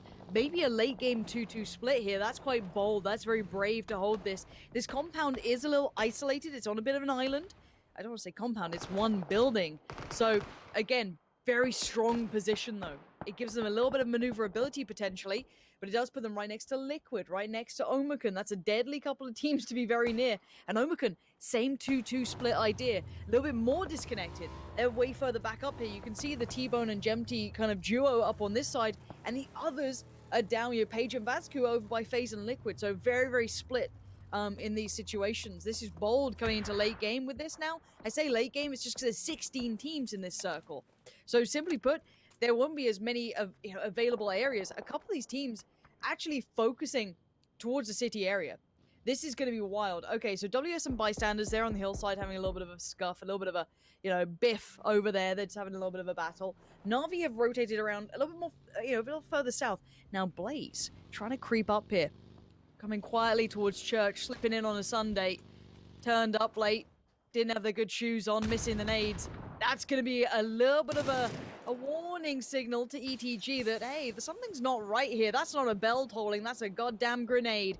Blaze, though, putting the smoke up. They're just going to stay a little quiet here. I feel like maybe they wanted a little bit of a better entry to this, and I don't blame them. That was far from perfect. They still have, I think, Rip out there in the background, just kind of overwatching this, trying to ensure that he can relay that information. And here's that stalemate. It's been going on for a while now. They're just locked into this one. I don't think either are really going to move until they have to. I'm surprised ETG didn't tackle this one head on. You'll have heard the vehicle at some, or at least some portion of it. You can turn the engines off, of course, and roll it across, but you definitely have heard something. That's the initial opening nade. Finally, the stalemate may no longer continue. As the teams do push in, there's a response from the opposing side. Zocker will fall. Levent holds the angle for the cross to try and catch any more that want to fly this way. Another nade goes down in a hope and a bid that someone tanks this one up. It strikes and it finds its target, so Zocker loses his life as they try to make the push. How much further they can really go? They got one man out of position. He finds through the window. There's a potential that Rupture can also see into this. You want to push on Pressure that, right? Yeah, I mean, they're just kind of pressuring now to deny the res, which I think shouldn't go through. It doesn't, so the confirmation's there at least. Oh, baby. We're going north. Well, that is... No. All right, is game that? on, ladies and gents. We've gone far north. It's a shift and a half. Omicron gonna pull back the two. You see T-Bone and Jemty center your screen right. They're heading to Vasco and Page to try to garner some early territory. FaZe pretty happy with their early move to be a little bit more centralized. I wonder if Jemty makes it. No. But it's ETG to get it. I wonder who gets the flush. It's Uber. So FaZe on the board now. 2 kills. Not a bad start at this point. Quite respectable early game here. ETG are losing life as well. A little bit of here and there. But this will be Shift W holding on towards this compound. So far, so good for them. And they know that Rupture's pretty isolated. Going to probably encourage the push to happen pretty soon. He's in danger. Not sure if he can get away scot-free in this one. He's trying to find any bit of safety to fall away from this as he can. But Northern Lights, Liquid, FaZe, TSM, Omicron, Adepts, these suddenly become the big names that have to be on the forefront of your mind because they hold the position. Breaching clear. Tries to hold position, but it doesn't come through. Okay, so Shift W eliminate the team and take the compound, but they got all the work in the world to do. And just so you know, Raise Your Edge have heard this, and they've sent 2 players over in a 2-2 split to overwatch this compound to maybe try and pick up points as they do exit it. There isn't any water in play, as you can tell from the circle, but for this one, I kind of have to look at it and say I'd be playing it and preempting as if the top side of Chumacera was water. You know that the next circle, it shouldn't be in. Like, I'd be absolutely gobsmacked if somehow that rest of it would actually lay to waste. So you want to be moving forward. This is going to be a very barren and very open wasteland when we move towards that more central or northern side of the circle. It's going to be very, very right. There's not a lot of hard cover, to be fair. And the priority compounds, well, they're between Ensign Adepts, Team Liquid, the biggest and baddest compound in the circle, and Northern Lights just to their northwest. Everyone else in the south, this is a dungeon gauntlet. This is an absolute dungeon gauntlet. Na'Vi, Lost Senu, you saw that mad peek from Maxi. Nice little swing from Kemba, though. That's gorgeous. Double dips on it. This is hard to make these peeks. Your gun barrel just pops up on that window ledge, but that's brilliantly played so far. Kemba is just about to pull off almost a 1v3 if he got that, but Tab denies it. Goes in, gets the flush. No more fun for you, but Na'Vi are down to the final members. Win streak have cost them so much here, and Kilyakai is having some problems. Nailed it. Get out of the car. Clib's going to get the kill on that one, so Liquid showing a little bit of themselves in the kill feed. We haven't seen a great deal from them. Shift W do go down early. That's something to note here. Na'Vi, I don't really know how much more they can actually do here. Everyone's just holding them at gunpoint. It's a bit rough to say the least, but the damage that was done from Kemba, hell, especially onto his old roster as well, that's to put a smile on your face. No matter which way you're going to be cutting it. Tied up. Yeah, they are. I mean, thankfully, FaZe have actually moved into a compound across the road, so they won't be held out by many teams. TSM directly in front of them. Raise Your Edge will hold for a second because the pull-up's here. All 4 players straight out of the vehicles and into the gunfight. Page, is he aware? You've got to turn around, my dude. If you can get across there, then you realize they're actually below the hillside. The nade and the headshot does the damage, and it pushes him back. T-Bone's here to try and stand his ground, but they are getting murdered. First player falls. And he just wasn't aware that they were so damn close. He was looking elsewhere. It all comes down to T-Bone to try and hold the line. The first connection is found, but instantly there is a response. Pascu round the corner, but whiffs it round the side, and a doozy shuts it down instantly. Okay, FaZe might push this. I'd be very surprised if FaZe don't push this. They've seen the bloodshed. They've seen the vulnerability, but it's a risk. And risk at this point, when you're this close with a team, this close behind you, it's hard to muster that sort of courage, and they don't. They've fallen away from it. You saw 80, you saw Gustav getting a little bit curious. Maybe if they saw a little bit more of a back and forth they felt they could capitalize on, they might have been there. But they've fallen away. And with the circle staying towards the south here, closes in towards Liquid. Bit of TSM, but FaZe needs to find a little bit more room, I'd imagine. They like to spread a little bit late game. They wouldn't like to be just cornered in towards the same compound with Gustav, and I think that's 80 over there. So they might look at other options, and one of those options would be currently where TSM reside. But it's the God duo. The duo I would not want to tussle with at the moment, and Iroh's been on one. If he's feeling confident, he is such a scary man to play against. Nades for now, but maybe guns for later. At the moment, Northern Lights, Bystanders, and Tornado Energy in the northwest side, as Fuzzface and Uber do make it across. Not completely unscathed, but safe enough, and they may not be able to do what they like to do of that, little bit of a spread. Not massive, but, a little bit of territory play. I don't think they're going to be able to here. Love the smoke tunnel. Got to make it through. It's a damn good job. For Na'Vi, that's not a good job at all. 12th position. Honestly, that could be their competition brewing for that crown at the end of it to take home this major.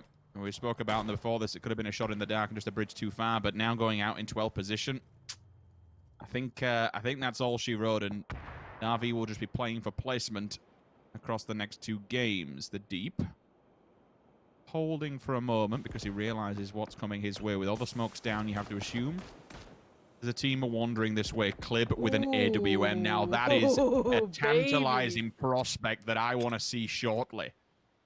God, he sent a circle too. It's pulled. That's a nice nade. That's a very nice nade. Good work from Deep. There's the double. Can he get the rest though? Beamy, Yellow, looking like they want to get out of there. Looking drastically uncomfortable, but they can keep Deep pinned.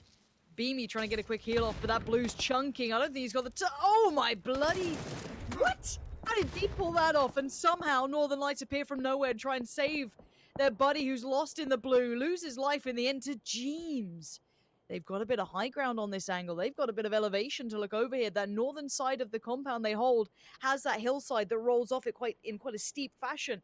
So they have really good vision across towards where the Northern Lights are. And the Northern Lights aren't in yet either. They have to continue forward if they want to get into the circle. This was way earlier. This was the car flipping over. I don't care about that. What I care about is what FaZe are up to. Are they trying to spread and find a new way forward? Yes. But ETG are looking towards the south. This is on the south side of the circle. Now, at the moment, with the circle as it stands, Rich, it's gone a little bit more towards the west. It's kind of shifted back over towards the very edge of the town. Iroh's gone on a mad move. He's remembered yesteryear. He's like, DA, is that you calling? Time to send it full circle. Time to go to the middle. I'm off. Goodbye. My Turkish brethren have called me. I must go. And there he is. Slap bang middle. Great positioning picked up, but it is just him. And Fex has just been found by Uber. So TSM are banking on Iroh once again to do something brilliant with. And honestly, with that position, it ain't bad. Plays on the pull-up. Early nade comes out. Doesn't find his target, but they know the intent behind it. Really, really, really need to step on board with FaZe Clan because what is about to go down could be very decisive for their position. ETG have wormed their way all across the map, and I'm glad we're on with this POV because they're the next ones that will find them. Once this building's clear, they then have to deal with the final boss outside at the walls, waiting with open arms. That's 4 free points if they can pick them up, but FaZe Clan have been damaged moving into this, so we shall see. However, for some unorthodox reason, they brought the vehicles to the front, which has given FaZe Clan the audible cue that the players are lingering in a 2-2 split as well. They're going to be picked apart and pulled apart. Batulin's in the back does go down to example. Team Liquid's just holding and watching this one with bated breath. I can already see grenades being cycled on the side of Liquid, hoping that someone tries to take the fortress away from them. With the elevation that they have, the big boy sniper rifle lurking in the window. It's not somewhere you want to be. Mexi once again with the M249. Clearly that's just the defensive last stance. Lipson magnetizes towards Iroh. This could be very... Oh. That's a misstep. Yeah, way up in the open. That's a huge fumble. Maybe getting a little bit too tunnel visioned. Feeling safe when really there was no safety, but it's still Jeems operating. I'm seeing Liquid getting knocks, but I'm not seeing too many flushes, which actually is going to be a problem late game because you're maybe setting up others to capitalize. But that Ents pick is what you want. It might slow down Ents from feeling so free to peek towards you. And as the circle closes in, Ents will have to move forward into the line of sight of Liquid. and just about anyone else who was on that northern section too. So Liquid are about to get a lot of attention. They better be ready for teams potentially just having to push it, which is what ENCE are doing. Let's get on board with ENCE quickly because they're about to push right towards Liquid, but Fuzzface is helping out. I'm going to look at the map while we watch a fight that doesn't really matter that much in comparison to the leaderboard. As Northern Lights, yes, they are backs to the blue, but ENCE are being surrounded by Liquid. James is in the off angle, Clib and Ibi are together. So that's going to be the big battle there, but who's still standing for ENCE? Squeaky, Kixu, and I think Rustamar, excuse me, Squeaky and just Rustamar. Here we go, you can see him right in the compounds. This is a hard area to hold all by yourself. Down to 3, here we go, and goodbye ENCE. Nicely helped by Liquid in the end. They made a great bit of work out of that, and then look at James. As soon as that fight's over, he's back to business. He's got his suit and tie on, he's ready to go. It's all in a day's work for him. As Liquid do maintain that compound, Noki's got a little closer, but now FaZe have to get past ETG. The next fight we should be watching rather than Northern Lights, as Northern Lights is still very much towards the lower end of this table, so don't worry too much about them. James is killing him anyway. Noki is the snake. He's going to try and probably play quietly, so he may not want to get involved in a fight anytime soon. Yes, here we go. Because ETG have to leave this area, Rich, so do FaZe. They've been here for quite some time, and they're essentially bottlenecked into one position because of the wall that runs parallel to the building that they've actually ejected themselves from. There's only real one point of contact you'll be staring at. Fights are still unfolding on the edge with the snakes and all the kind of scrappy battles that have unfolded previously, but it's FaZe versus ETG because off the back of that, you might see Liquid fold into it in some way. 2 knocks, flushes. 2 kills. I like that. That's point in the bag, but Toolings comes through, so they add them up. 10 kills for Northern Lights is...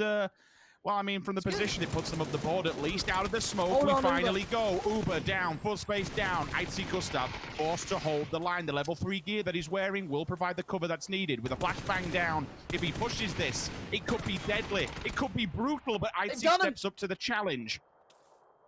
That's going to get them back in first place, if I'm not mistaken. If they get all those flushes, I think they're back on it. But if I'm Liquid and I see this, I push this. This is a risky maneuver. They are making a huge risk here. Noki can see James, but it's just James. James is going to try and peacock for this compound and not let it give away the game that Clib and Ibi have pushed to FaZe. Let's switch over to those two because they're the important ones. They flexed out a bit, but now they're falling away. They couldn't find FaZe quick enough, so they don't want to leave James on his own too long because this is probably happening. Now here comes the issue. Iroh, he's on the low ground and James hasn't seen it. James is probably dead here. I don't see how James comes out of this alive unless something miraculous happens. Iroh, though, on the prowl. He did so well before, but his options, they're a little rough. He wants to probably play it slow, be the third man to the party. Let's say Noki kicks off. Yeah, game on. But James on this island, I don't know how he holds this, but Clib, he still has that big green. And late game, this becomes more powerful. This becomes even better, as a knock can make every bit of difference here. So FaZe on the outskirts, they're going to have to move forward. If we could get on board with FaZe, we could see their utility. Maybe a couple of smokes could create an avenue of approach for them. But they'll have to negate the presence of Clib, Ibi, and James. Iroh once again confirming top 4 placement for his team. Position was very weakened, but what a great time to actually run from the safety of the shack into a better position, a position that's not been noted by Team Liquid whatsoever. The smokes will be thrown at the wall, which denies vision to Team Liquid. It comes down to Clib. First bullet is sent that way. It looks like it's found a target, and Ibi will follow through onto Gustav. First contact found, first player knocked, falls back because of the HP. But it does allow 2 people to the compound's edge. The question is, where does Iroh strike? Which target does he go for first? And when does Noki get involved in this? Nades will come from the side of James. Tries to find a target, but nothing's found. And all of a sudden, all 4 teams, well, the presence is noted, but they don't have full information on the location. James might have to fall in with the others and give up some room in this compound because of that problem. And now suddenly it's game on. If I'm FaZe, I'm suddenly getting a little bit more interested. Iroh definitely will be, as Noki's given away the game that he's over on this side. So let's look at what we have left. 8C is here. Did they just get a res? They did. Gustav's back up. FaZe with 3. They are fighting to keep hold of first place. Liquid are like a point away right now. And Iroh could be the spoiler to all of this. Barreled up, looking deadly. FaZe have Uber, Gustav, and 8C, and they're about to go towards Iroh. This is such a tantalizing area. Of course they want it. They get all this room to flex around. But will Iroh hear the steps? I want to be on board with Iroh here. He's got the right IP. We saw what this can do in previous tournaments. Peeks up to the top, flashed up. Great util usage. That's stunning work from FaZe. Wait! They didn't check! Oh, Iroh just found 2. Liquid have to push now. Liquid know that there is weakness. They have to get some ground, and you can see him moving. They know it as well, but they know that Noki's still around. So now they know the lay of the land. Clib and Ibby have the information, and that util was great, but they didn't clear the corner. And now we see Noki being potentially spoiler to the top 2, the big dogs. He's here just lingering around. His gear's looking pretty nice too. Vest still healthy. Barrel all good. Helmet in place. And look at FaZe. They're trying to hold on to scraps here, Rich. Can't believe he actually moved and adjusted so high they had no vision on him. Gets them on the shoulder. Knocks 2 and slows them down, but Liquid don't capitalize on it. They stand their ground. They await the FaZe to make this move. Now, if Noki does find one, that will be game on for the side of Liquid. Instantly shut down, eliminated. 3 players of FaZe inside the base. 2 members of Team Liquid. One of them fully freed up. It's doing its job, Lauren. He's already got 1. That's ridiculously bold. He's been aggressive in a less than ideal scenario. Traded on by AT. Clib is there! But Clib goes down. FaZe fight tooth and nail for the end of it then. 13 kills. They were knocked, they were broken, they were beaten. They had a worse position on the circle. There was so much against them then. Iroh almost pulled off a 1v3. We didn't see it, but it was there. The flash came out. He was blind, but they just didn't clear those corners. So much tunnel vision, so much focus just got in their way. But that top 2 spot, Rich, I don't know how close this is going to be. I think FaZe just jumped back up. They were right close to each other before. And with that win on board, I don't know what to think of this, Rich. I'm loving it, though. There's nothing much really to be said apart from 0 to hero. When we look at Liquid with a 16th place, instantly turn it round into a first. This could not be one of the most closest competitions that we have seen for quite some time. Bloody hell. Right, enough from us. Head back to the boys, break it down. There's so much to be said. Holy moly, what a finish to that game. FaZe versus Liquid, our top 2, duking it out towards the end, and FaZe manages to get themselves into an amazing spot there. But it did come through war after war. Let's take a look at the highlights here as well as we get down to business. Martin, what a game. Woo. That was an absolutely insane game, and honestly, I was hoping for the Chumacer ending there with that, but Liquid, they were holding this compound down well. They were staying there for a long time, defending it well, and it ended around them. FaZe Clan was able to move around in an inferior position, as Pansy said, and able to kind of make some positional plays that just kept them just inside the circle, and multiple clutches with making sure that they had wrestlers coming up, and they stayed 3 towards the very end there. It was such an amazing play to see from that, honestly. A lot of it just felt right for FaZe, Froz, when you looked at this kind of some of their movements towards the end. Great smokes to get themselves towards the compound, moving when they saw Jeems had got knocked, and then trying to capitalize on that. It all lined up really nicely. I mean, time after time, FaZe was struggling in this game, I'd say, in terms of their position. They always had to chase the circle, but they always managed. And it was a few times where they barely made it. And we saw it towards the end, of course. Iroh, he almost won with freedom. I think it was 80 that was the last one standing with basically 1 shot, 1 HP or something like that. And that is how close it was to FaZe time after time, but they managed, and that is the important thing. Time after time, they managed to clutch it up, making sure that they could actually win the game. And they had to work so hard to get where they got to. Yeah, definitely so. So very, very impressive. As you can see here, here's Iroh's POV. Almost got the triple off the back of that. And what Pansy was saying in terms of the high angle that he was taking, Martin, was really important in that fight.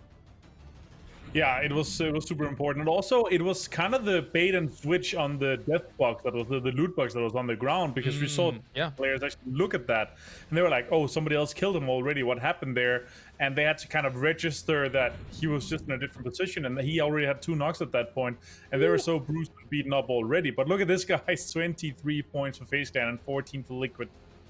You know, that is, Martin, that's 23 big smackaroonies considering the situation. That is huge stuff. 14 points coming in for Liquid. They lighten the number 14 here when it comes to them gaining as many points as they can. Northern Lights actually showing up with 12 points going their way as well. But Froz, our top 2, juking and jiving. This is, with only 2 more games left, this is going to get down to the wire. Yeah, I mean, it's going to be down to these two teams if they keep on playing like they're doing right now. We see that FaZe, of course, they chasing the circles. Liquid, on the other hand, they're finding, they know where the circle is going, and so they just go there straight away. We saw Liquid actually going to this compound. I think it was Circle 1 already, having that 2-2 split. And in Circle 2, they committed to this compound with all 4 of the guys on the team, of course. And they were holding it down very good. But in the end, you do know that holding down a compound like that, sometimes you can't find as many kills. And that's something that we saw FaZe doing because they were running all around. They were looking. They needed to get those kills to get themselves into the next circle. All right, and we do have our interview ready here from our previous 2 games as we have FaZe Gustav joining us. Hello, Gustav. You've got to feel good about that win. That one felt pretty good. Holy moly. Definitely. So talk to us about even just, wow, there's so many things to talk about. The approach to the compound, having to deal with Iroh, just talk about everything in the final moments because there was so many things that you guys had to do to get that win. I was crazy. We have Etiquette pushing us, free man, and it was so chaotic. And then we had Iroh almost destroying our game after we thought he left the rock because we flashed him, and then he was still there, and he almost got all 3 of us, but I think he turned on him. And we got both of the reses off. We actually was really expecting Liquid to push us there because we are so close, and we thought, okay, they're just going to destroy their own game just to try and kill us here. But they didn't do it, and we got all the reses off, and yeah, from there it was just... It was so close. Yeah, very interesting. Martin, question? I actually want to ask, did the loot box in front of the rock with Iroh, that you guys, because we saw you guys looking at it, did you think that somebody else had killed him? It looked like it kind of created some sort of confusion because there's 2 guys looking at him and okay, he's not on the rock anymore. I remember looking at it, I just remember this picture, of that loot box actually, but I don't think we thought he died. We thought he ran north of the ridge. Okay, right. We definitely didn't expect him to still be on the rock. No. All right. Very interesting. Patrick? Yeah, so yesterday you guys, it was kind of a similar situation as in this game. You guys had to chase every circle more or less, but it didn't work out yesterday at all. Today, in this game in particular, it's working out really good. What do you feel like has changed since yesterday for you guys? I don't know if anything has changed. I think it's just PUBG sometimes. Sometimes even if you're one of the best teams, you can just have a 10-point day because it's just PUBG. I think we're pretty much just playing the same as we did yesterday. Probably a little bit more hype today because it's last day and there's so much on the line. But yeah, I would say it's the same game plan. Is it a FaZe win today, Gustav? If we win today? Yes. Is it all the championship? Is it yours today? Of course. Fantastic stuff. Any shout outs before we let you go to the next games? I mean, just fans, they're always so supportive. Yeah, that's pretty much it. And FaZe Clan as well for taking good care of us. Fantastic stuff. All right, good luck in your next 2 games, friend. Thank you. Nigga, bye. Yes, Danish. We know. All right. So, yes, very interesting, actually, to hear the perspective on them believing that Iroh had left the rock, all things considered there, Martin. And that kind of judgment call in those moments could have literally been the difference between winning and losing. Crazy stuff. For sure. I mean, also on top of that, they have been through so many fights already at that point that their vests, all of the vests they had were broken. It was literally down to so obviously now they have a 20% reduction, and I think that made a huge difference. 80 would have been done if that wasn't for that kind of buff to the vests staying on and still giving that 20% reduction no matter if it's broken. So that was massive. And also, as I want to take away from this, Gusto's saying that he expected Liquid to push them just to kind of not throw their own game. He said throw their own game just to make sure that they would have a worse game. But I don't think he realized that they were too far away for that to happen. And also they had to cross an opening where potentially they could run in the open and was going to be a snake. I think they were hoping for Nuki to third party them while they had 2 knocks, and I actually kind of expected him to as well. He was on the verge to do so, and I feel like Liquid had the high ground control with the the kind of firehouse roof and stuff like that. Yeah, that's a fair assessment. I mean, for us, when you look at that final situation, yes, of course, FaZe, as Martin is mentioning, could have said, we expected them to push us, but even just one person that is the snake in that kind of terrain, in that kind of area, will always put a little bit of doubt in your mind, I suppose, as a pro player. I mean, you've been in these situations before, surely. I mean, the thing is, you're always expecting the snake to push there because that is the opportunity for that person to actually take control over the game. They see the 2 knocks. They should have the count. They should know there is only one up. Even if that guy is 100% HP, fully up, you should be pushing on that. You should make a move on that. That's your only winning move right now. Because when you take control over that, that's when you can make a move on Liquid. You know that they are far away. Nuki should have the information where Liquid was, the last 2 players. So he should have made a move, but it never happened. And sometimes it's hard because you never know what's happening, what's saying in the comms. Like, it could be the IGL saying, don't push that, let Liquid do the job instead. And there is so much to it that it's super hard to say, okay, this should have happened, but it didn't happen because of this, because there's just too many factors involved in this. And Nuki was very impactful in this game, Martin. He took Jeems out. Yeah, correct me if I'm wrong. And that could have been the difference between Team Liquid taking the win or FaZe taking the win towards the end. So every little thing to play for, yeah. I would say, like, if Jeems, if he knew that Nuki was there and he killed him, he won the 1v1 basically. Liquid would have pushed that because obviously Nuki wouldn't have been there. They would have immediately pushed that. They would have completely taken over the grounds and the control there, and teams would have played spoiler and potentially taken out HC or even flushed the 2 knocks and then taking out HC afterwards just to get as many points as possible from that. So that was definitely the turning point that Nuki took down Jeems and played spoiler and played Snake in the background actually. Yeah, crazy to think about. Crazy to think about, given these 2 titans at the top that are fighting for everything, and some of the teams down towards the bottom can still have huge impact, huge influence on what goes on here in the tournament. Well, thank you very much, gentlemen. Time now to go to our penultimate game of the day here for PCS2 EU. It's the grassy pastures. It's Erangel. Certainly is. 2 more to go. I couldn't tell you where this goes, but I couldn't imagine a better way to see the teams towards the top battling it out. And I'm glad James called them Titans because they truly are. FaZe and Liquid. I think they personify what we love about EU-style PUBG. It's gorgeous play from them. FaZe have had highs and lows, as have Liquid. It's a curious tale of 2 parts. But, you know, the victors get to write the history books here. So we'll find out how this looks at the end of it. But as said, this is another shot at it. Starting in the southwest, heading up towards the northeast, everyone should be relatively comfy going to where they like to be. FaZe might have to take a little bit of a longer stretch, but they should be okay. Sorry about that. I actually muted myself by mistake. I'm getting that excited ahead of the game. I was like, wow, some dead air. Yeah, I know. Just kind of leaving things. it going. My mistake on the previous one, I actually thought it was Liquid at the end who had secured the bag, and it ended up, when we watched the replay in the end, it was actually Clib who did go down, so that was completely my mistake towards the end of it, which, again, I suppose, with the points, it kind of puts this whole steadfast of why FaZe are now starting to get in ever so slight edge. I mean, it's very brittle. An 8-point lead is absolutely nothing. It's 8 frags. It's a couple of placement points. No matter which way you cut it, it's still in a knife edge for either of these teams. What they can't do now, and I think even if TSM and Shift W, who have crossed that 150-point bracket, if either of those 2 now really want a shot at winning this whole thing, they have to get no less than first here, and you have to have at least 10 kills in the bank for this. And so you're looking for a 20-point game, again, to even excel you somewhere close. That'd only put you up to 175, right? You're still a fair shot off of where Liquid and FaZe have now put themselves. It's such a damn solid position.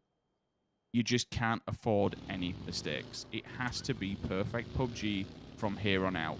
Any 16th place is going to ruin your chances. This is... We can't ask for 2 better, 2 more evenly matched, 2 titanic mammoth teams fighting for a grand championship on a Sunday. Like, this is everything that we hope for and more. Okay. So the top 2 will do their usual looting. There should be no problems for them at the very start. Now, I look to third, Shift W. couple of good moments here and there, and this is a good circle for them. We saw, you know, a good little battle that they managed to pick up. I think it was against the Wildcats, but they haven't been pushing late game. We haven't seen them in those, you know, final, you know, 2s, final 3s. They need a little bit of a bigger push. And again, I don't normally ask this of other teams. I don't normally say you got to be in first or second or maybe third. But if you're wanting to fight with FaZe and Liquid, you got to be. And then TSM, Iroh is pulling them up by the bootstraps. He's put the whole team in the backpack right now. He's doing great work. But they need a clean start. Losing out on those 2 players early then, it cost them a lot of viability late game. They have to pull themselves back together. And hence, we've seen some great moments throughout this tournament for them. And maybe a resurgence of performance that really caught our eye, that made us believe a little that maybe they'd shaken the, you know, monkey off the back. But they've also found themselves a little bit of a middling final day, but they're in 5th spot. It's nothing to be overlooked or considered a poor performance, but it's not a top 2 performance right now. But they can have them. The man there, Squeaky, is one of those players who can do it. Same with Tixu as well. I've seen him do just disastrous things. They're the teams that you don't want to be towards the end against because they'll always find a little something, and they had a pretty good run here just yesterday. So outside of that, though, we go below it and it starts to dissipate. The chances start to fade away. But I'm looking at TSM as how badly do they want this, right? How hard are you willing to push for this one? And we'll find out. It's all in front of them now. A pretty fair circle for everyone, I feel. I don't think anyone's going to be too upset. Liquid need to be a bit cautious here, as they do have, obviously, Tornado Energy quite close by. This is Tornado Energy's territory, and as much as they're not, I feel, a threat to the grand scheme of things, I don't think they're a team that's going to be walking away in number, 1, 2, 3, any of that. They're still fraggers. You look at who's around them. So they're fragging on par with someone who's in 9th. If that, you know what I mean? So yes, their placements have been poor, but their ability, their individual ability, still really holds water. So this is a scary circle because we're going to have some teams very close by very early on. Your TSMs, your Liquids, and Shift W are going to be very near each other, and that's 2nd, 3rd, and 4th. And I do wonder how this format has shaken up the competition, only doing 4 games a day, and I do wonder how it kind of puts it into context. And once it's all said and done, it'd be good to go back and take a look at the points. I mean, for Liquid, we spoke about the poor performance that they had at the start of this one, but the same can be said for TSM. I mean, out of the 8 games of the first weekend that they played, they had 6 of them that were between 10th and 16th place. Like, they had a pretty piss poor weekend, if we're going to be completely blunt, compared to TSM's normal performance, especially when you come into a week number 1 where you were the victors. You know, you're the reigning grand champions of PCS number 1. It was like, what a fall from grace this is. And even POC was at times just like bewildered as to what they're actually doing. Talk about feeding the fins. WS are here. Squeaky is ready to receive these. Fair amount of damage from the left-hand side also will solidify his place, unfortunately. So out of the lobby he is put. All 3 of them do commit to the cause. ENCE will have to turn and face away from this one. It's a little bit unfortunate. Another team that was just high on chances of potentially securing the bag and getting up there towards the 1st and 2nd place makes it all that much more difficult. And honestly, it's a bit of a crap place to be fighting, let's be honest. It's the northern edge of the circle. Yes, I do understand and take into account there is water in Sosnovka towards the south, which won't come into play. But still, the side of Yasnaya Ponds is not really a viable bit of territory I want to be fighting for. You should be across the Rosshawk River right now. You should be going further towards the central areas of the circle. Still, 2 teams went for it, so it is what it is. We do move on. Everyone else starts to slowly magnetize towards the center point. All eyes now. TSM, they have a very, very good spot. Plumb center of this one, and everyone else has to play off the back foot. FaZe, not the most amount of work to do. Certainly a fair amount of ground if you want to get to central, and that's because of all the teams that loot between Yasnaya and farm areas. They become a bit of a wall now. This is why we might see FaZe just posture for all but a circle or 2. Hang fire, sit back, assess the situation. Don't just go blazing it in and, you know, fully DAing it out of the lobby. There's no need at this point. Gustav can go and find a place to call home, and they can slowly but surely work their way in. On the other side, actually, I've just made a note on the map, on the west, Northern Lights IW are knocking at each other's door, and even Raise Your Edge is actually Monkey's out there on his own. And he's disconnected for a reason, and that's to give information to the rest of the 3 players that are just below Pachinki Hold on. towards the hillside and await them potentially.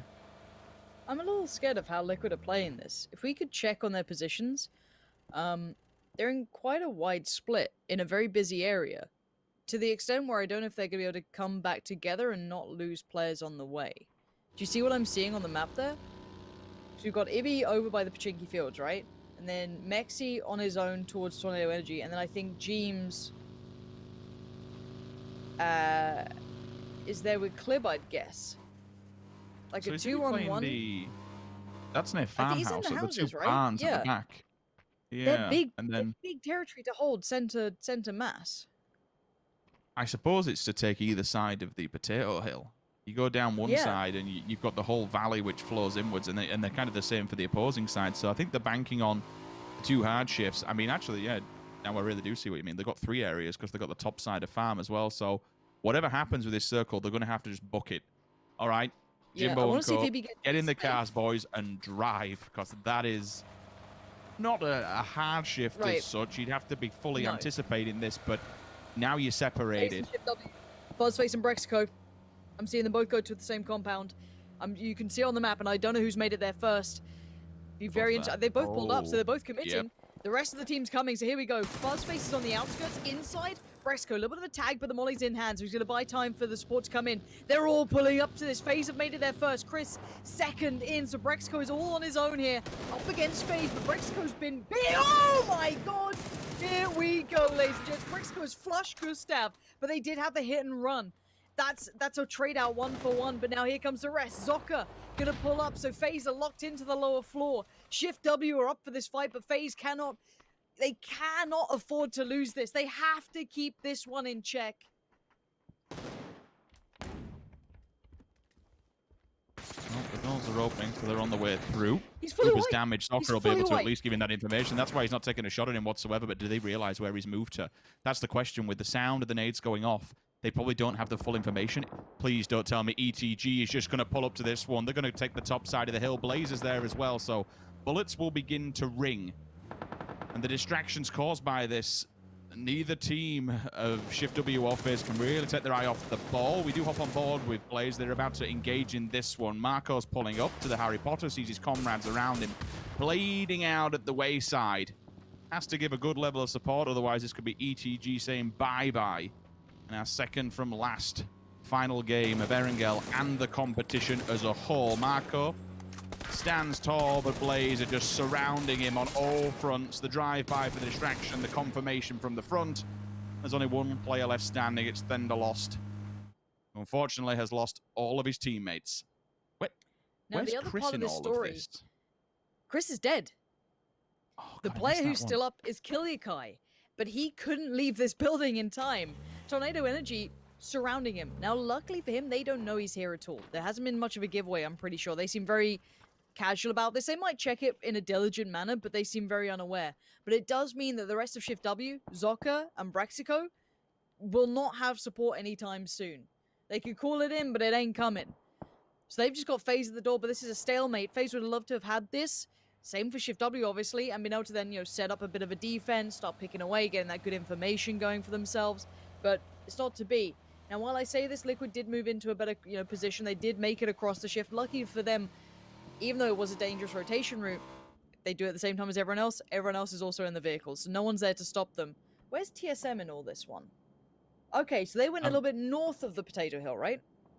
Yeah, I've just realized where Kilyakai actually is. I was a bit confused. I thought he died on the way in, and it was Chris actually extended. Like, that is a huge separation, isn't it? Good lord. So they'll have to kind of see this one out as a 2-2. TSM has moved, actually, unfortunately, a little bit close for comfort in the terms of Omicum. But the benefit to TSM side is that they are in a 2-2 split. So they'll play the green areas just off the side of where they were on Potato Hill. They'll work their way down. The only problem is if they start taking more shots, which I can see them doing on the map, it depends how much information Raise Your Edge is going to gather from that. If they push them, it could be deadly. Team Liquid is also out there as well. They're lingering and lurking around. With the priority compound actually taken over by Blaze, and they've gone for a 2-2 to be able to solidify that, it is concerning where the teams like TSM, the teams like Team Liquid, up to try and make their last stand, because all the priority compounds, center of this circle, they are gone. TSM now, where do they go with this? Maybe that hillside opposite Blaze, but it's not a safe one, is it? That's not great. I see a mutant on Liquid, so clearly their loot wasn't ideal unless there's a plan that I don't... Oh god. Free nades. It's pull up. Here we go, Adepts up against TSM. Oh, the pull up of death. Ferex down. Tundo flushed. There could be a res here. I think that TSM, I don't want to say fully safe, but they made it count. Nade. Another nade. Vex needs to heal, but this should be fine. Apocalypse cycling. He gets one perfect. He's throwing that a bit wide. They go more to the right, but Vard will be able to get the res. Don't get me wrong, it's in the central circle, but my god, that is a fragile position to be holding on for. Teams like Blaze as well, who are unfortunately down in 15th, like, they're not going to give a damn. If they can get stuck in and take some kills, then why the hell not? They might just commit to the suicide run, trade off, and let the rest fold in. And just ruin the game. There's possibilities in abundance of this across the board, especially if you're like sub 7th now. You're playing for as many points as you can gather, right? Yeah, points genuinely make prizes. If they can jump on this, it always looks good, right? But my mind is constantly focused on, because like I look at the positions that all the big teams are in right now, and they're pretty vulnerable.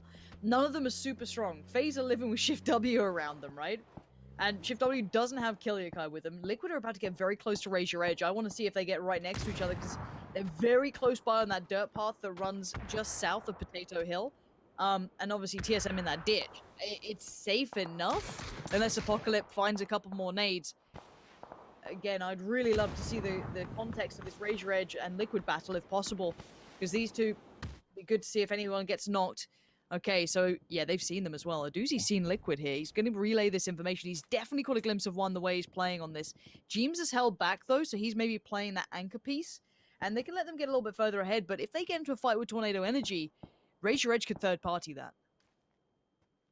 James is the saving grace here if he spots him, which he does. Now he knows the team's lurking there, so he can send the information back to the rest of Liquid. We have contact. We have to be aware. If they'd not got that info early, then we could have been for a real problematic situation. The nades have been cycled. The utility should be committed. Pull Aduzi back. Unfortunately, they'll have to kind of die on this hill, so to speak, because with the position that Blaze are holding down below, there's nowhere else really to go. Na'Vi just found Brexico, so FaZe might be back among us for a little bit. They've been locked in. They've been caged. They couldn't do anything. Iroh still in the kill feed. Nothing to be surprised at after his last couple of performances, but that help from, I think it was Orange who did... Mexi's been killed by Killiakai. Where the hell did that... They shifted south! Oh my lord, Killiakai, that is dangerous. High Vertnade, that could flush him. Here comes Homokun, don't care about that. There we go. Okay, if he's found Killiakai, didn't see it from killer perspective, but it's all gravy. Mexi has been flushed though, and that's what we were curious about. If they could have kept maybe 4 alive, that could have been way better off for them. Now they're in the same predicament as FaZe, but TSM have maintained their 4th. Shift W is down to 1. That was the, I think it's Zoka who's in the other building near FaZe. So again, this is all dangerous, but TSM on the move. They're going for a very, very bold pull up towards the shelter, and they've made it. I say it very lightly because there could be more threats around, and this area gets so flooded with people. But with their 4 players, at least they can maybe set up a defense here. And try and gather some info. It depends who else is running the rat race down low. That's when it gets really problematic when you're fighting high and low. Depends which way they want to traverse this. You won't be going down into the tunnels at this point, especially given where the circle is. Na'Vi is sitting pretty happy. Thunderlost is just in no man's land, but he's in a safety net for now. Raise Your Edge are going to do the central push. This could be dangerous unless they take control of that very minute, minuscule dip in the hill that they can play off the back of. Clib steals one away. Clib's actually been answered. Tornado Energy. That's an AKM, so that has to be a pretty close fight. They've got in close proximity to them. They've actually pushed out of this downside of the road. They caught them off guard. Nades will initially unfold. Bystanders moving into WS, completely off stream at the moment. Diggory Down low as well towards the rest of them. This is what's on your screen. 3 different fights at the moment, unfolding again because land is becoming very, very sparse. Take whatever you can get and pull your head in. Ibby going down as well. So is that Liquid down to 1? 2. Jeems and Clib still alive. That's all you got, but Tornado Energy have them dead to rights. Big shots from Jeems are going to help out, though. Him thinking up by the players is brilliant. FaZe just be trying to get what they can. They're just going to try and suddenly start peacocking because they had that player taken away, so they have the opportunity to actually do so. But the bigger problems are with Liquid. This side of the circle is really not ideal. They don't have vehicles either. So for them, this is going to be actually a very hard game for them to maintain that second spot in, let's say, a competitive manner to FaZe. FaZe could tear this ahead. Luckily, the circle kind of closed in on FaZe. I thought this was going to be them done for. But Liquid now going to be asked to do something monstrous. Try and run that south side of the hillside. Example's already spotted Jeems. He's going to be finding Jeems and flushing. Liquid in dire straits here. Clib, your last man alive. They could be sub-top 10. They could be going down super early. They've only got 2 kills to the name as well. This could be a disaster for Liquid. I think Quiz is coming to round this one up. Put a cap on it and post it. Example's taken a much deeper position, which locks out Clib doing anything. It would be just a world star of a shot. An absolute blinder to try and make something happen. But really, where can you go? It's an open territory. I mean, FaZe eventually will get a look in on that. Regardless what happens, we spoke about dying on top of the hill. Tornado Energy and Blaze finally Blaze have removed themselves from the compound. It's been a good old safety position for quite some time. The north starting to get a little bit loud. It's the calm before the storm. It is back building up there. ENCE, TSM, Bystanders. Bystanders are swinging to the north to try and get a better position, but ultimately, because it's an uphill battle perpendicular to their position, everybody will just be raining down bullets from above, especially given Regireg's position. Now, if you're Clib and you've been paying attention, seeing this fight go on can make you consider you've got more room to move. But you were right to highlight Example earlier, because he is the one keeping Clib completely locked in. So you could see what he tried to do there, couldn't you? He tried to move into the circle, find a bit of room for himself. But now this problem's further afield, but these problems are being dealt with very diligently. Nice work by Tornado Energy, and now their attention can turn back to poor old Clib, who might have to be forced to fight here. He might either try and live in their shadow, try and flank around. Nice play from Clib. Not ideal weaponry. It ain't no barrel, so we aren't getting that excited. The Scar going to be put to practice, but these boys can close in. No angle will be truly safe against 3. They can surround him. Fakes out the smoke. That's nice. A little fake smoke there gives him a little bit of room if they didn't see him already cross south, so he can start running. Thender is down there, and Thender seems aware of the fight that happened on this side. So this could be a fight that Clib's forced to take, and he has no smokes left anymore. You can get this one player with the Moisin. Gives him a bit more of a position to play with. Uber onto Ira. That's an interesting kill in the kill feed. That's at distance as well. It's only a knock. They should be still inside the old bunkers. Uber's nabbing points, isn't he? Look at him. Perfectic's gone. Here we go. If Uber's having a game, no one else has one. Now, the edge of shelter is still in. Deep there. You can see Fuzzface. FaZe are looking for kills. They're being hyper proactive here. They're peeking everything. And they're getting everything. Another one goes to the pocket. That's 190 points for FaZe right now. The kills are flooding in. They are now pushing ahead from Liquid. They see the Liquid go down. Right, boys. We're pushing this one. This is a game to give ourselves that step in the right direction. Clib has slotted in, but we've got to look at TSM here because they're going to be under so much threat. They've got Bystanders. They've got ENCE. They've got Adepts. They've got it all coming their way. Fex and Vard hold the line. Looking for them. Clib's gone. It's Thender who found him. This is FaZe's time to run away with this tournament. Sub 10th position and still in the circle for FaZe. Smoke screen will dissipate, and finally the players from ENCE will arrive through the shadows. But do they anticipate the high push from TSM? They're very limited to what they can actually do here, given all the bullets that are flying their way. The vehicles will be battered at this point. No tires should be left standing. If they were, they may have been able to do a quick long push all the way down on the eastern embankment, but honestly, Bystanders are going to be there. The remnants of Na'Vi are going to be there to block off any kind of pincer maneuver. A knock does come through from Senya. Still mobile with vehicles. Ira onto Tixu as well. First nade finds its target. Quietens them for a second. Digger it inside the shack. I like this. Go inside the shack and hold back. It's a bit unorthodox. Let them come out first. Bait them into the engagement. Let them fire first and then tag them up as they approach from the smoke. the most venomous snake of them all. Is Noki downstairs? I'll assume he is because we're not looking for him. Molly in the corner. Diggory has nowhere to go. Just the time to die. TSM 4 alive on the board, boys. You've seen one of the big boys fall, so maybe it's your time to push up. Now, Zocca still being alive is a problem for TSM, though, and if he just keeps staying alive, living comfortably in the shadow of the Colossus phase, they'll be safe.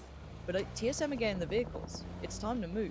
Miraku in with Vard. Here we go. Senya on the pull up towards Zocca this time. Maybe scouting that that building wasn't looking so busy compared to the other. And that's a threat that they can maybe manage. Raise your edge and TSM will clash on this hillside. They go straight towards it. Oh, the nade's good. Vard's down. Miraku's dead. There's the flush. It was an attempt, but it was a poor one. The bombardment will continue. It's cooked, the pin's pulled, and down it goes. Will it find a target? No, it does not. There is a response from Fex. Of course it would be Fex. Ira's there. Flashbangs out.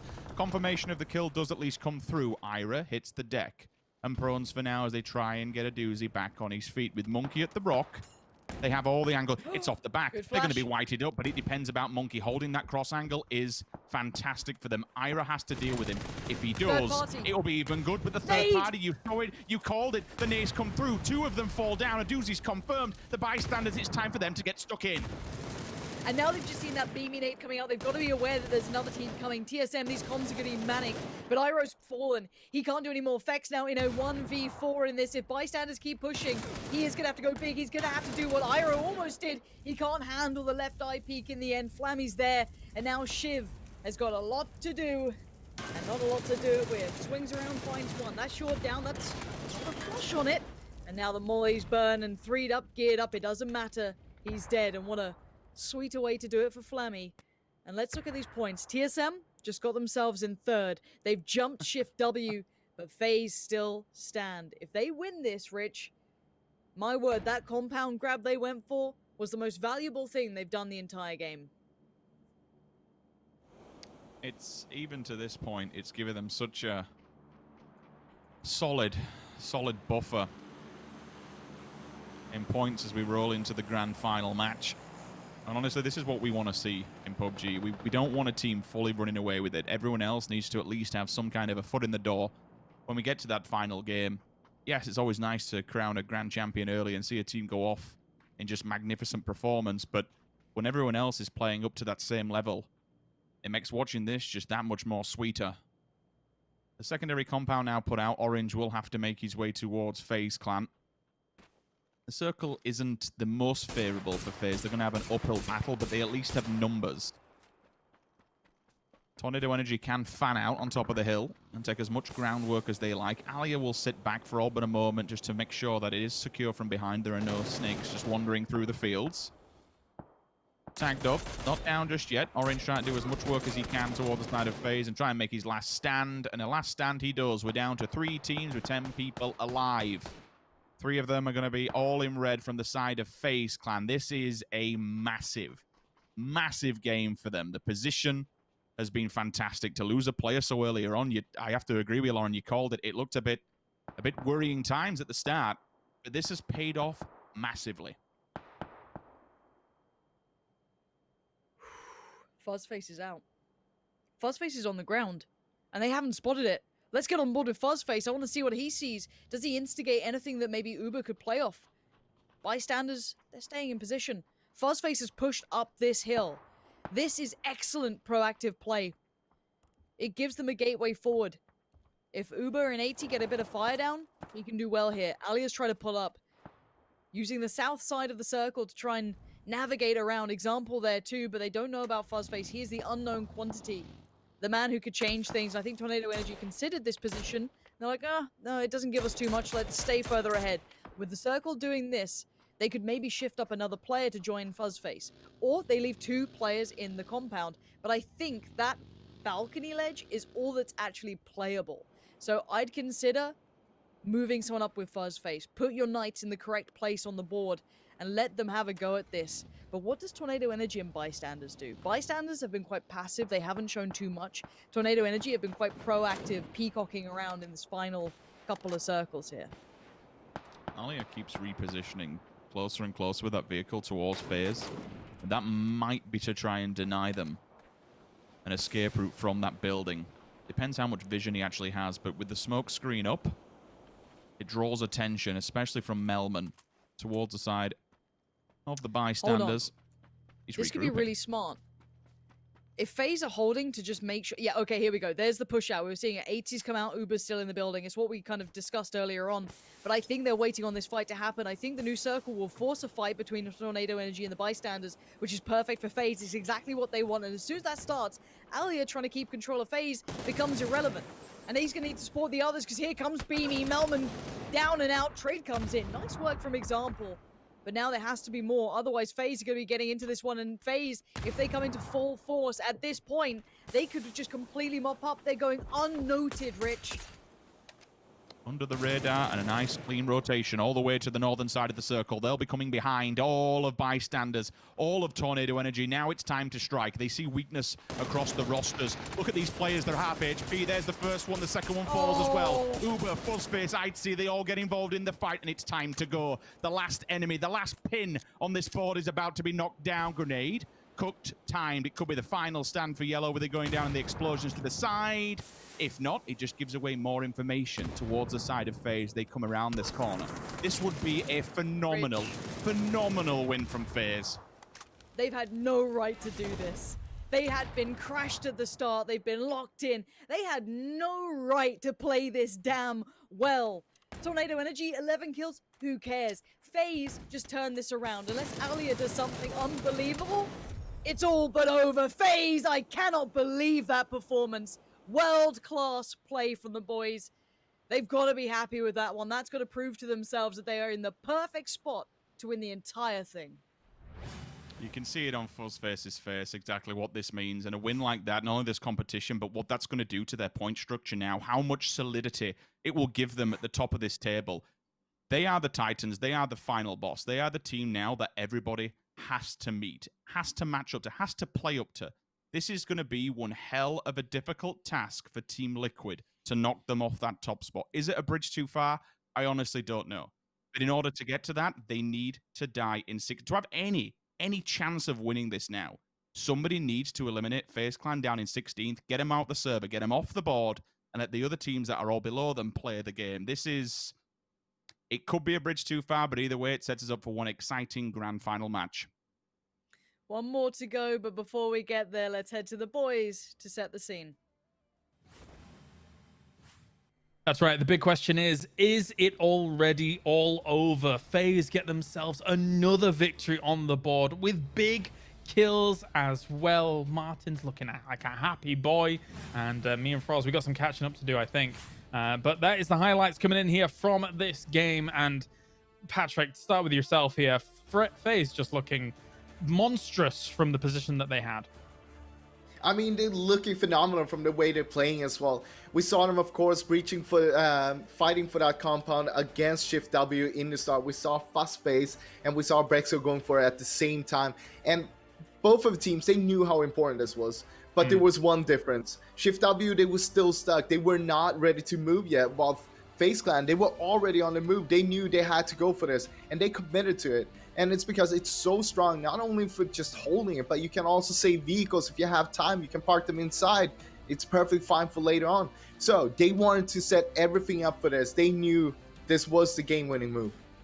Yeah, it felt like a sting to have Gustav like flushed that early, Martin, but they knew that that compound, as Froz is saying, was very important. And then from there, in those final fights that they were taking, they looked supremely confident about taking them. And a phase like that is a very scary phase. Yeah, you could see that, especially in then there when there was 3 teams alive, and they were not the last team to engage, or one of the teams to engage in that situation. That was close as well, by the way. And they were the third party, the last third party to happen. That was just perfect for them, being able to wrap up like this. The bystanders also pushing onto Ratio Edge, so they don't have to worry about that. That also meant that Ratio Edge had to fight and put some pressure onto bystanders. Bystanders lost some utility, lost some armor and stuff like that. They were going to be bruised and beaten up as well. So then Energy getting a lot of kills, handling the west side extremely well as well. And obviously Fuzzface taking down the last player in the compound there, making and enabling them to kind of get out of there with this. So, a great game overall, great game from FaZe. They're looking extremely strong here towards the last game. Yep, it's going to be a tall order for anyone to catch up with them. Bystanders has had a really good day for themselves as well, though. They will go out in what looked like 4th or 3rd place here during this game. And we had even Team Tornado Energy trying to get themselves something done here at the final, but it's too little too late. Let's take a look at the points coming in now. 9th through 16th, quite a few points actually coming in for a lot of these teams. Very spread kills coming in from this game. And our 1 through 8 as we move on up. Most importantly, though, is that Team Liquid going out in 12th is not the best position for them whatsoever if they're wanting to contest the top. And the entire points of this game just feel like they were soaked up by the top 3 teams here, Frost. Everybody else got scraps. Yeah, I mean, we saw some phenomenal play from all of these top 3 teams. I'd say Bystanders, for example, we saw them how they pushed over from Shelter. They were playing a little bit passive on the north side. But then when they saw the fight between TSM and Raise Your Edge, they struck straight away for that, make sure that they could get those points.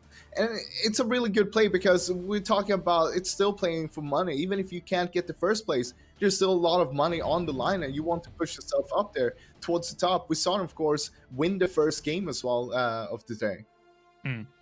A very happy Fuzzface for place number 1 in terms of kills coming in, and we even saw the kind of elation at the end of that game from Fuzzface Martin, because right now he knows that other teams, namely Team Liquid, has to have a massive final game to catch up with them. Right, and you could basically nearly see what it was. It was something along the lines with "Let's go, boys," and with some swear words in between. And the picture there, I really like it from Face because it's like above than average, slightly pleased Fuzzface. You know, it's nice to see him happy, especially nice to see him represented their first play in Champions Skills. Yeah, definitely. So going on to our final game now.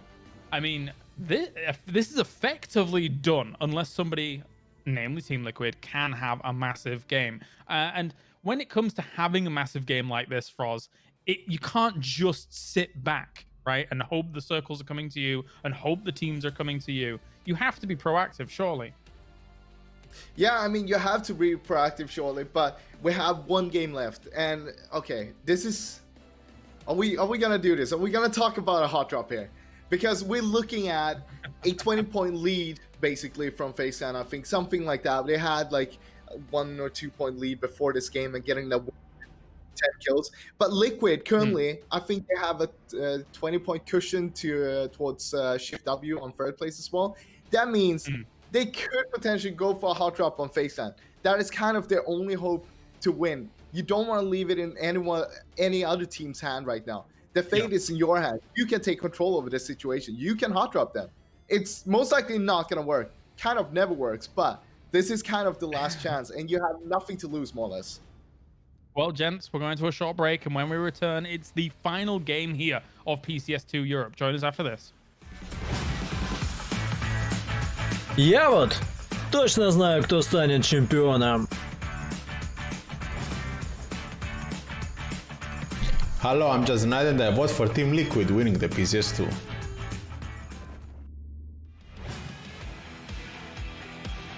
Es ist Zeit, sich zu erheben. Auf geht's, Schiffweh! I wish all teams happy fragging and good luck, but Shiftway is the gang. Let's go, Resurrect. The French are behind you. Good luck, guys. Have fun.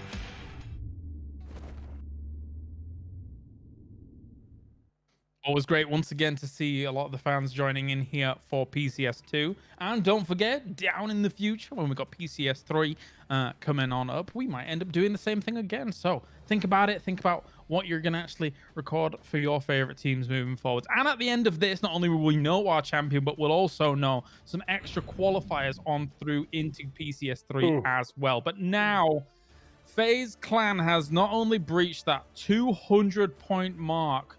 Look at the gap that they've been able to accrue, Martin. They are flying away with this.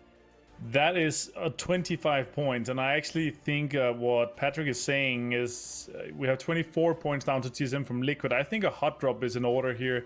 I've checked a few of the sites that has API access in terms of checking the points, and they are all down. So I think the Team Liquid guys are actually spamming the refresh button, and all the sides are down now, and nobody knows what the points is. But I think in able to contest this is it's a 15-point plus. It's actually 16 kill or chicken dinner they need, and they would need to take out FaZe Clan from the very beginning. And they have basically nothing to lose in terms of, even if they go out first, TSM or Shift W would need to take a 14 kill chicken dinner to contest them for that second place. So I think that would be great to see. We've seen it before. We saw it last time I remember was that FaZe Clan hot dropping on something like Cloud9 in PGL Fall 2018, I think, something like that. It's what it comes to mind in terms of 1-to-1 hot dropping first and second, where second place was FaZe Clan actually back then. And they had a big cushion to third place, so that was what they went for. I believe it was a hot drop into Pochinki actually from FaZe Clan. So this is super interesting. Yeah, and Froz, you remember that time, about maybe 2 games ago where we talked about potential tiebreakers and all that stuff? Well, you can throw that out the window by the looks of things. That's not gonna happen. Yeah, I mean, on top of the points, of course, we know that FaZe Clan has 18 kills more than Liquid right now. So yeah, throw that out there. Unless they got an 18. No, wait, no, that wouldn't work either. Anyway, never mind. No. Oh yeah, yeah. That would be FaZe Clan getting 2 kills. They wouldn't kills as well, and then not happening. All right. But as you can see, TSM taking third place above Shift W with tied points must mean that they're ahead in terms of kills. And when it comes down to it, Froz, obviously there is prize pool separation between all these positions, so there's still a lot to play for your TSM, your Shift W, your ENCE here in our 3rd through 5th spots. I mean, yeah, if you look at it, 3rd place is $20,000, 4th place $10,000, and then you have 5th to 8th place is $6.4K. So there's a lot of money on the line for all of those teams on the top there. That is not like fighting for 1st or 2nd place. And again, it could be down to a tiebreaker. Who knows? Right now, TSM, Shift W, same points, but TSM got 5 more kills than Shift W. Yeah, I would not want to be losing out on $10,000 based on a 5 kill difference, and that is that. Like, ooh, for Shift W, though, we're going to be wanting to pull it out here in this game for sure. But likewise, so is ENCE going to be. But ENCE, I feel Martin has been pretty quiet throughout the day here, and considering their strategy choice for the tournament, it's not going so well today. No, but they could still get home another chicken dinner. I mean, they're at 9 points so far, ENCE, and Shift W is on 12. TSM sitting on 29. So overall, 2 kind of low days for Shift W and ENCE so far. TSM is on a good momentum. They've been fracking out very well. They've been having some good games, and as FX promised me, like, they've been really trying to go at it, not for wins, but still they've been really pushing themselves ahead and taking 3rd place right now. As it looks like, if they can continue that would be a massive step up for them, considering that they were a little bit behind other guys starting the day. Yeah. All right. Well, Froz, any final thoughts before we go into you changing your prediction from Team Liquid to FaZe? Probably. I mean, probably. It's most likely FaZe Clan that is going to be winning this tournament. But in the end, I'm just excited to see what we're going to be seeing here in the start of the game. Are we going to get that hot drop? Because with that cushion Liquid has down to the 1st and 4th place right now, it is very possible, I'd say. Yeah, there's nothing to lose. You could easily go for it and try and make something magical happen in this final game. But it is the grand final game for the grand final day. Sims and Pansy, bring us Erangel. A monumental task stands in front of Team Liquid here. The odds are so minute. I can't imagine a world where it's possible, but there may be a chance. Rich, I don't even know if that point jump has been done. It's going to be something insane to be able to even try and achieve that, and I'm seeing FaZe doing something different. Yeah, they're going for the emergency backup player. They're avoiding everyone at all costs. There is that very small, minute chance that Liquid may have gone for the hot drop.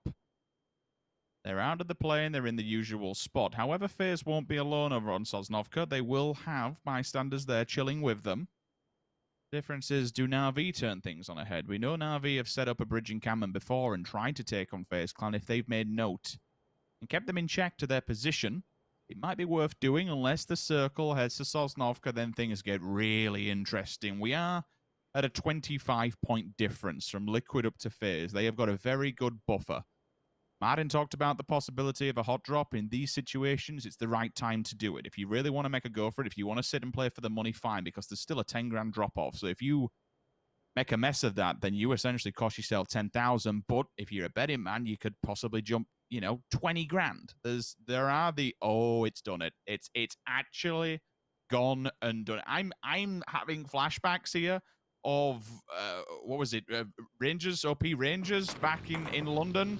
Last game, they're a Millie team. Lo and behold, we got a Millie circle. If all the cards could have folded and just fallen onto the table at the right time, in the right order, this would be it. FaZe may have just been gifted a military island circle while they're already on there. It's still a tiny, tiny chance it could jump over and we could go back to the head of Erangel, but that's a lot of Sosnovka that's in play. Stage is set, isn't it? It looks like the throne's been placed, the crown's being polished, and FaZe look poised to claim it all. But against them is still Liquid. And it would need something almost unseen to do it. And it would need FaZe to fall early.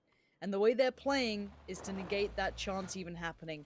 They're even staying spread apart. They're not allowing wipes to come through. They know they're quite safe here. They've been meticulous and cautious in looking around and considering, did anyone drop near us? Is anyone around us? These guys, their hearts will be beating out of their chest. The adrenaline will be just flooding the system as they know they're one game away from claiming another title. These guys are the best there is. There's no talking around it.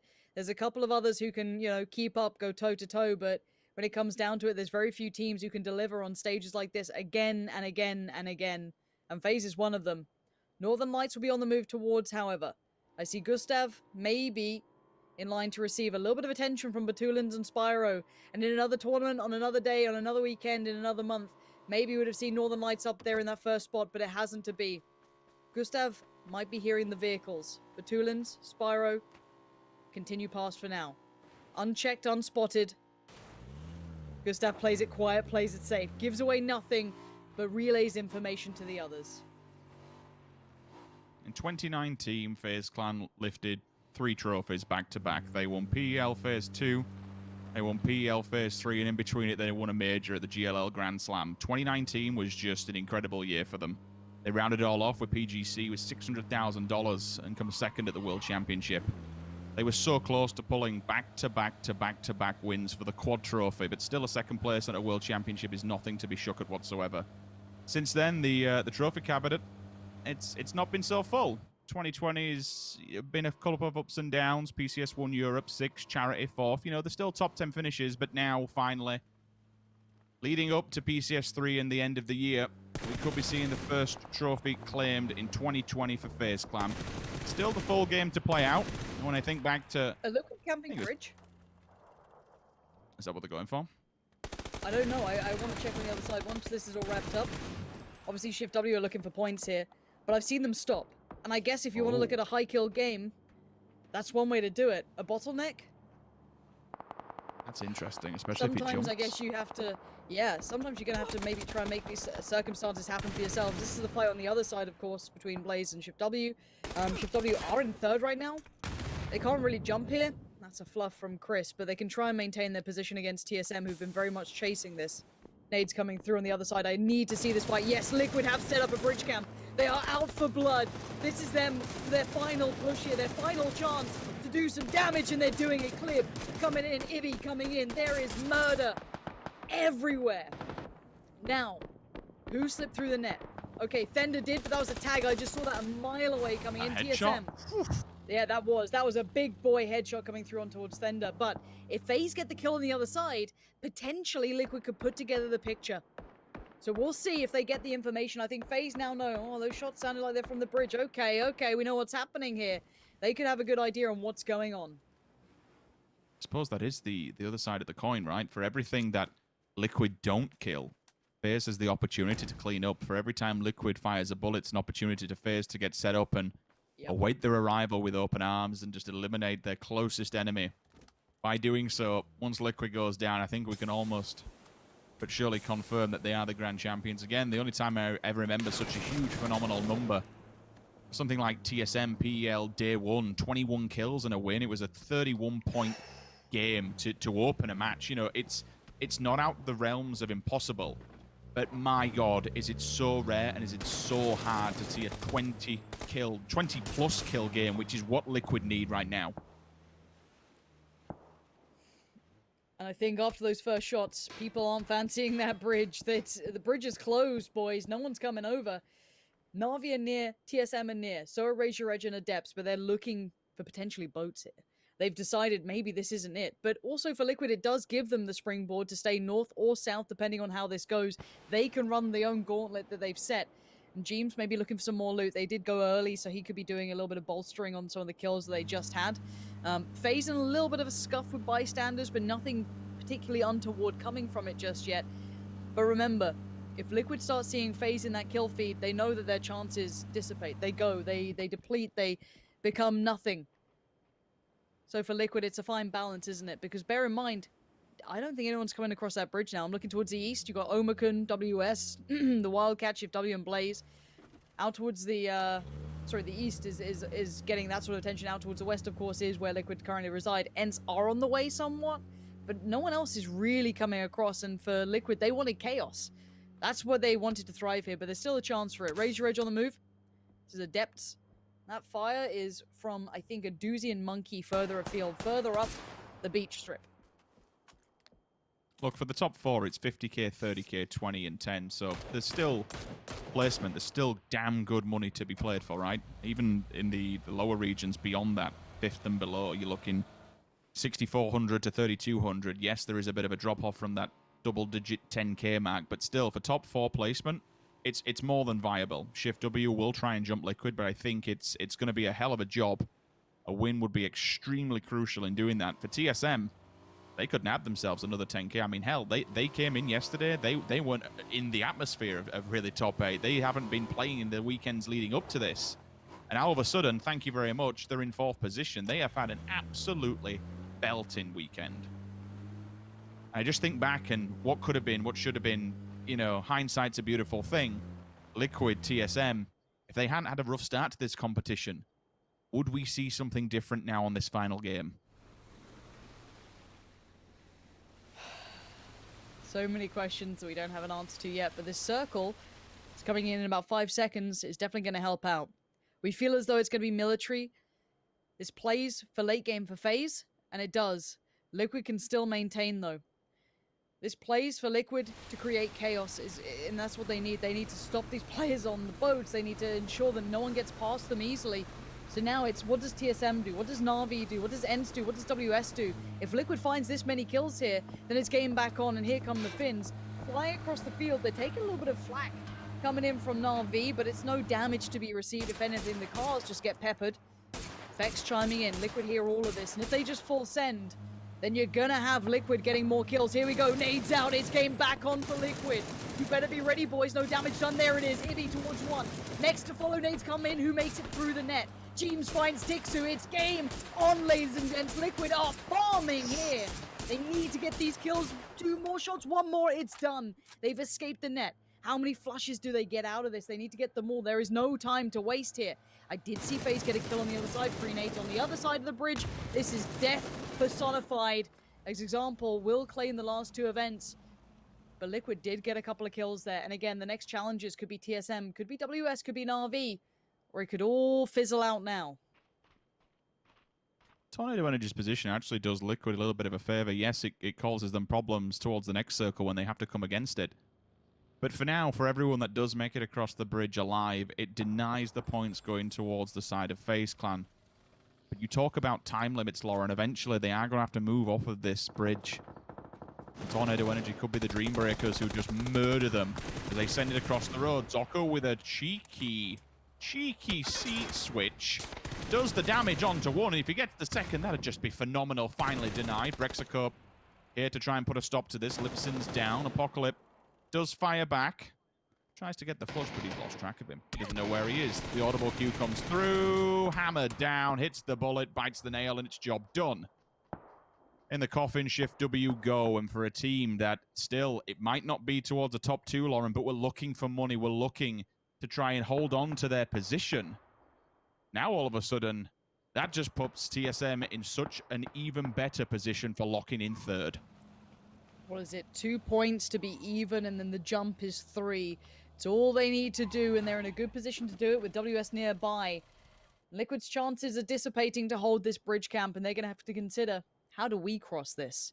Because you got to think the boats are gone now. You got to think it's going to be tricky. Do we swim it? Do we run it? Do we take the cars? Do we run the risk of running in towards Tornado Energy, who've been holding the other side in a very diligent manner? Now, while this goes on, I think FaZe got 1 kill. I don't know if they got the flush. I think they did, but forgive me if I'm wrong. TSM now looking for these opportune moments. Good shots from She Created should put down Blaze. They're eliminated. Omicron do get over. Unscathed as well.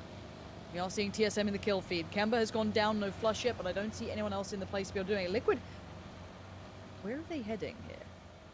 Are they going to push this fight in front of them? I mean, thankfully for them, Tornado Energy has actually moved away, so they might be able to get across that bridge cleanly. TSM do need these. Points. All they need is 2 more. Yeah, 2 more kills, and it's a GG. They've actually stolen 10k away. They need to stop that res. They can't let it go towards the blue. I don't know if they got the knock or not. If they did, it doesn't matter whatsoever. Nice. 1-2. It should be a thank you.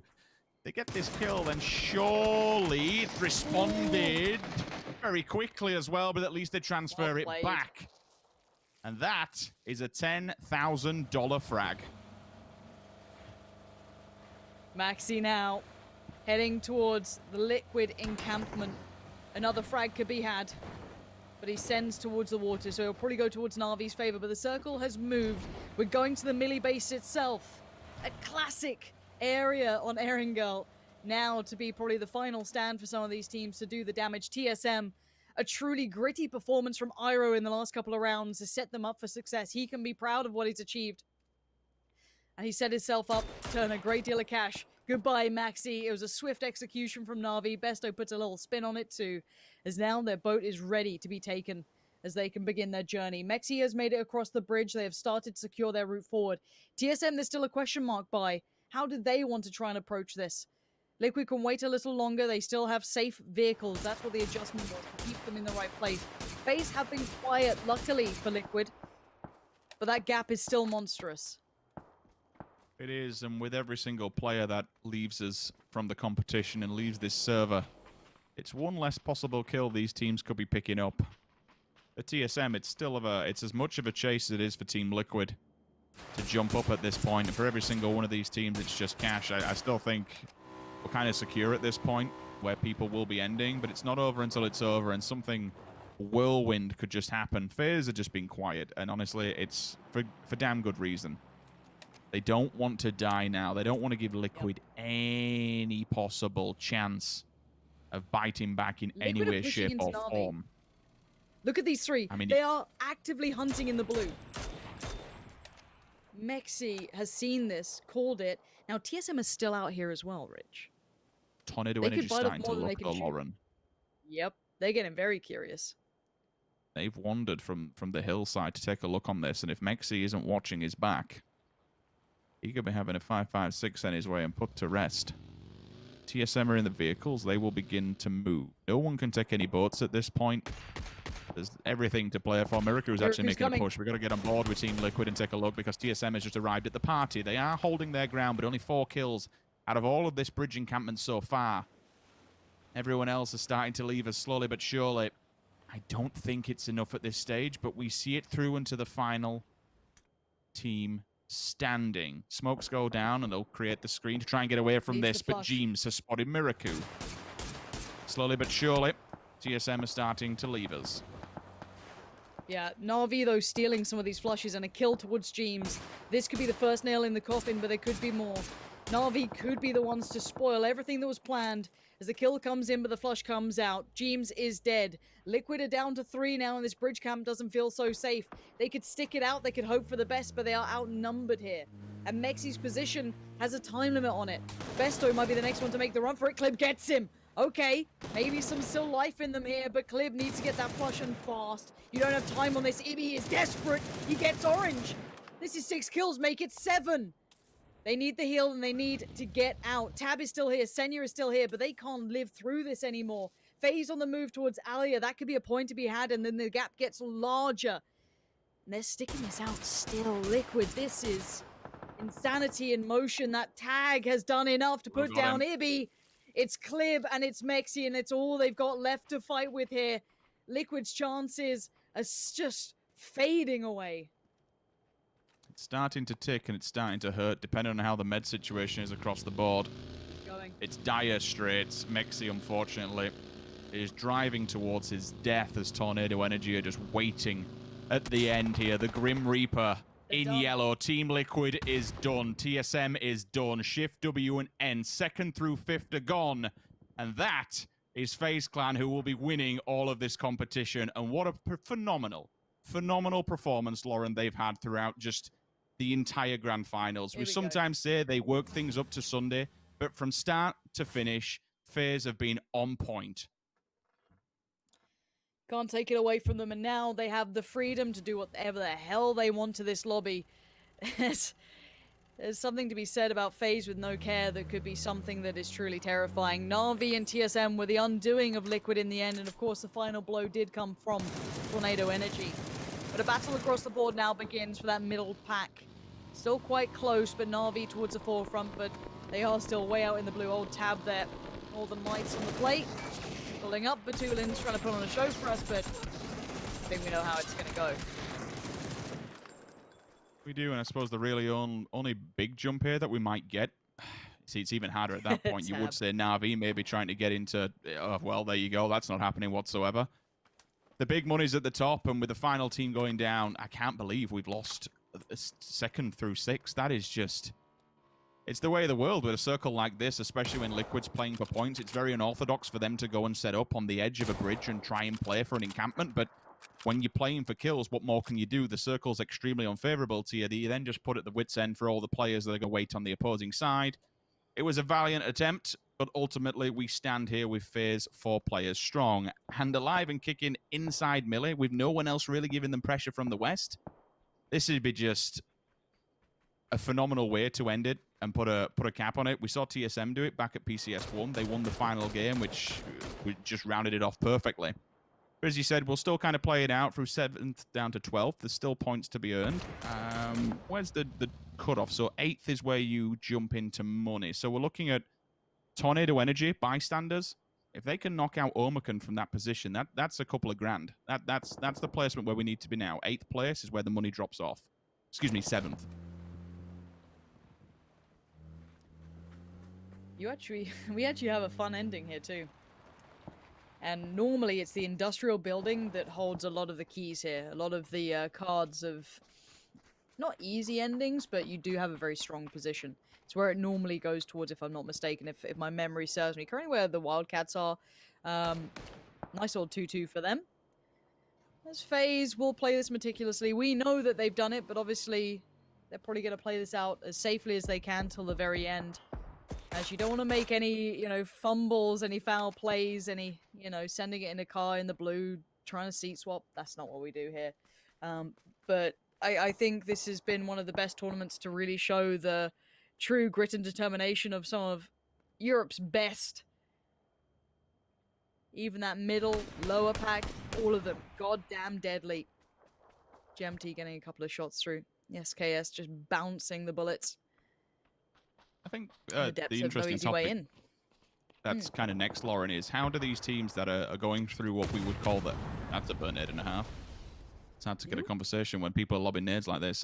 How these teams that are having their bit of a lull, should we say, in the competition, like we know how much of a tear Northern Lights been on. How do they go away and deal with that now we move into PCS3? What's the game plan? Do we just see what we sometimes see with bullet trigger teams where it's like, okay, kick a player, let's change it out? Or do they do what ENCE did for PEL? I know it took quite a lot of time, but they stuck it out with the players. They stuck it out and fixed the faults.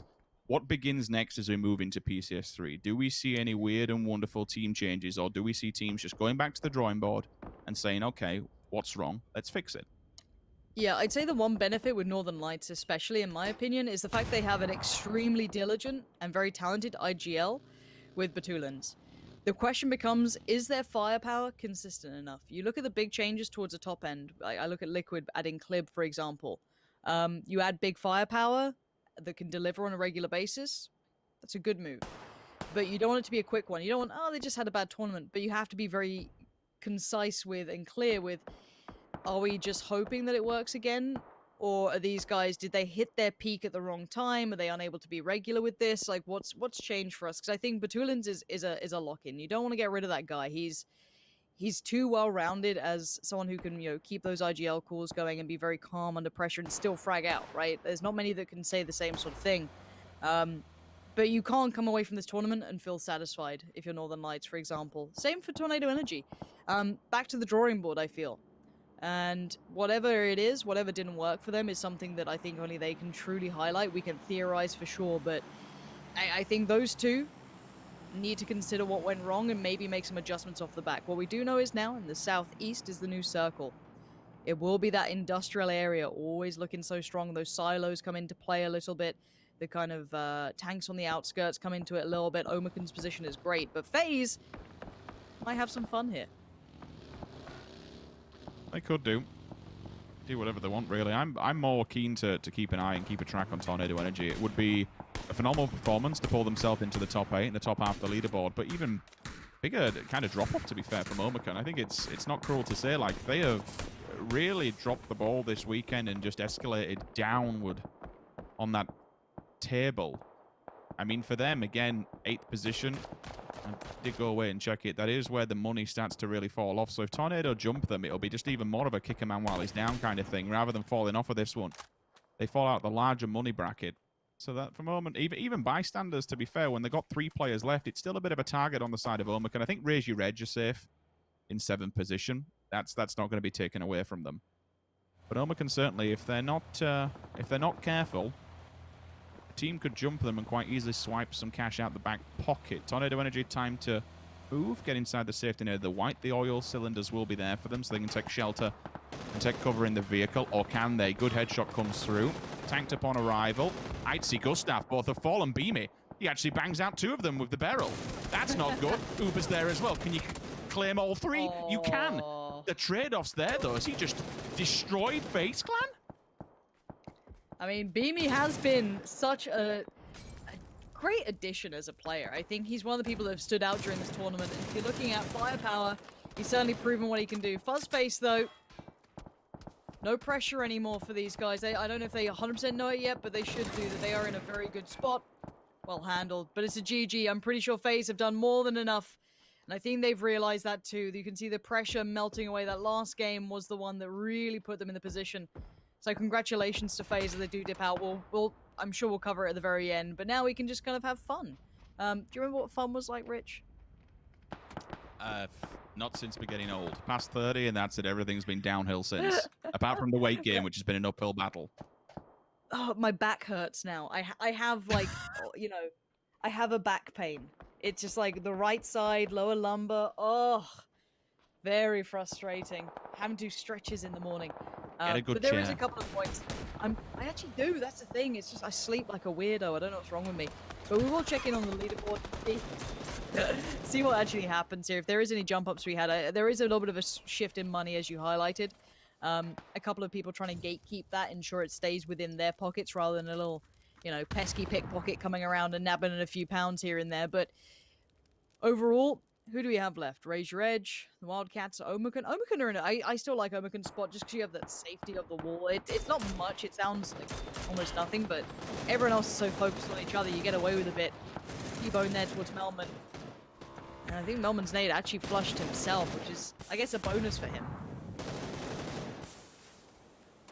G38 doesn't realize what's going on behind that wall. He can he even open the door? I think the vehicle blocking it. Filu's actually stuck on the side. Door open, Molly down.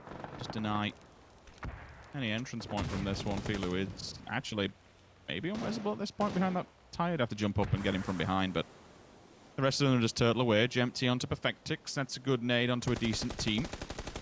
She created just fighting through the smoke, hoping potentially they do wander through here. Flashbang out. They're not pushing it. They're not, pushing. They're not pressuring it. for now. Page also falls, so again, that's one of the battles that I really wanted to check into, because if Tornado Energy do Omican here, that's stealing money right beneath their noses. Asku bring around the roses, but with all 4 up, once Page is back on his feet. Deep comes in onto Noki as well. That's off camera. Northern Lights do go down. Jempty still doing work and picking up points for Omican. Gives them a buffer of 5 now. The bystanders only 1 standing, though. Razor Edge needs a couple of points here, otherwise Omican are going to maybe pressure them into a jump. There are 3 of Razor Edge standing, and they're now in the kind of lair of the Wildcats. Adepts at the door being the bouncers here. Sorry, mate. Trainers aren't acceptable in this club, apparently. They're the only ones allowed in. As we've got Omican in the north, Hjort's still alive for the bystanders out in the northwest. Razor Edge, I don't know if they could jump Na'Vi. That's a lot of points to get. I guess they could. 3 of them, though, a couple of teams in their way. They could do some damage there. It certainly feel good. You know, you're going to be ending on the best spot possible. I think with bystanders only having Hjort for now, it's a very, very long stretch to be able to pick up 7 on your own, unless he just survives and goes for the full 10 points and then claims bullets at the end. Who knows? You know, I really don't know. There is that very minuscule chance that he somehow surpasses Omican and makes it up into the cash bracket, or the bigger cash bracket. Razor Edge, I would think they're safe at this point, especially having so many bodies still in play. Hjort's got all the work to do as he has to cross the barren land into the main building. Just on the backside of factory as in itself. I'm actually going to run all the way around, hit the silos, and then work the way through, because you can see how much of an open area it is. It's a big gap to get through. They need a lot of smokes in order to be able to play that area, but it's in for now, and it's actually holds forward of a good amount of area. Monkey will take the corner across. Try and watch them make some sort of advancement. If he's seen them as well, he has that level of information that makes it that much easier. Hayot's like, nah, I am going to be one with the ground here and keep my head down. Nah. Grassy boy. Yeah. I'm trying to see what's the point difference there. Oh, yeah, I guess Omican and Razor Edge are in for a fun fight. So Omican have 4, they've got good placement. When it does, if it does, move away from here, it does become a little bit of an issue, because that open field, obviously, but we'll see how much problem they have with it. A quiet ending for this one. Hjort, full Mission Impossible here. Staying real low. 13 players alive at the end. God damn. Who's got the center point on this? I guess so. Adepts actually in quite a nice position in a weird way, because they're not in the building, they're just kind of watching the outside, so it's quite a fun one for them. Omican, the problem becomes leaving those beautiful cylinders. If they don't have a billion smokes, they will become everyone's target. Razor Edge have the building to work through if they decide to. Oh, good lord, don't do that. Don't go for that one.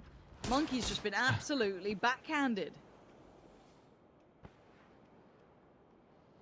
Throw the smokes at the wall to try and deny vision. The bike send will come through from one player. I think he had a teammate with him. Let the rest of them fold once they made the advancement. Monkey's now in a very obsolete position, though. Tundo hold, but doesn't catch the cross. They will have to run factory. All of a sudden, Omican are the ones in the better position. They're the ones more central. They can hold that backside wall and let everybody just fold on into them. There is potential they actually take back 7th position and kick Razor Edge out, but opposite ends of the spectrum, it won't make too much difference in the long term when it comes to the monetary value, but certainly, yeah, it's been there for a while, and I think managed to get one player up, but they just couldn't get out of it. Brilliant. Okay, bloodbath time pretty soon. Let's have a little catch our breath before it happens, Joe. Deep breathing. First one down. Jempty towards Tondo, and this should be the spark that fizzles along the fuse as it all starts to boil together. That keg, that powder keg is about to blow. Philo's on the run. Here we go. Omican hold the outside. Kept safe simply by smokes and a little bit of grit and determination.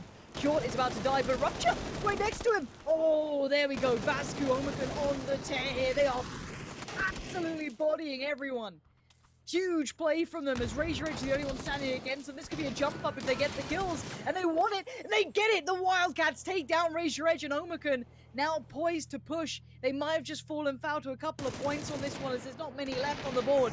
Philo's still fighting, finds T-Bone. The Wildcats only operating with so little, so few. As Philo falls, it's done, it's over. Ladies and gents, we have our winner of the game, Omicron. But the bigger story and the bigger picture is that FaZe held on, and that final push from Liquid, the final stand on the bridge, simply wasn't enough. It was the catalyst, ultimately, to letting FaZe win this. Every single team followed suit. Every team was held back. You look at the ones that were chasing Shift W. Yes, they went to the other bridge, and ultimately that was their deathbed. Another team was waiting for them on the opposing side. But the Sosnovka Circle, it was just so random. It's just one of those where you throw it into the mix. TSM, Na'Vi, Liquid, they all hold point on the opposing side of the map, and the bridge just bottlenecks them into a unwinnable scenario. FaZe, they decide, you know what, with this kind of circle, yes, we can play melee, but also sometimes these hot drops, they can be extremely real. They take a wild leap of faith, it lands them on Sosnovka, and ultimately has solidified their name in the trophy. What a fantastic performance they've had all week long, and all month long. But I will say this, it's not just them, it's every single team within PUBG at the moment. Like, the upper echelons of European PUBG is so tight-knit, it's so close. Every time we see them, we can expect a damn good performance, and they're just putting on such a fantastic show.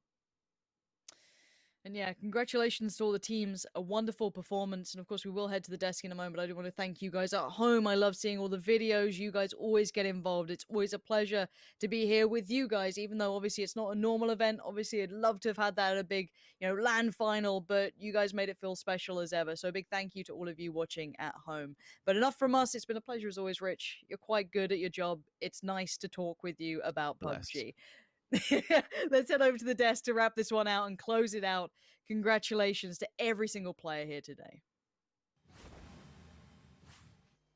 Absolutely. We are back here, and so is FaZe. They have got themselves the championship. Congratulations to them. They are the PCS2 Europe champions. And from 2019 being one of FaZe's years, 2020 so far didn't look that spectacular, but now they are back with a first place championship trophy here at a premier event.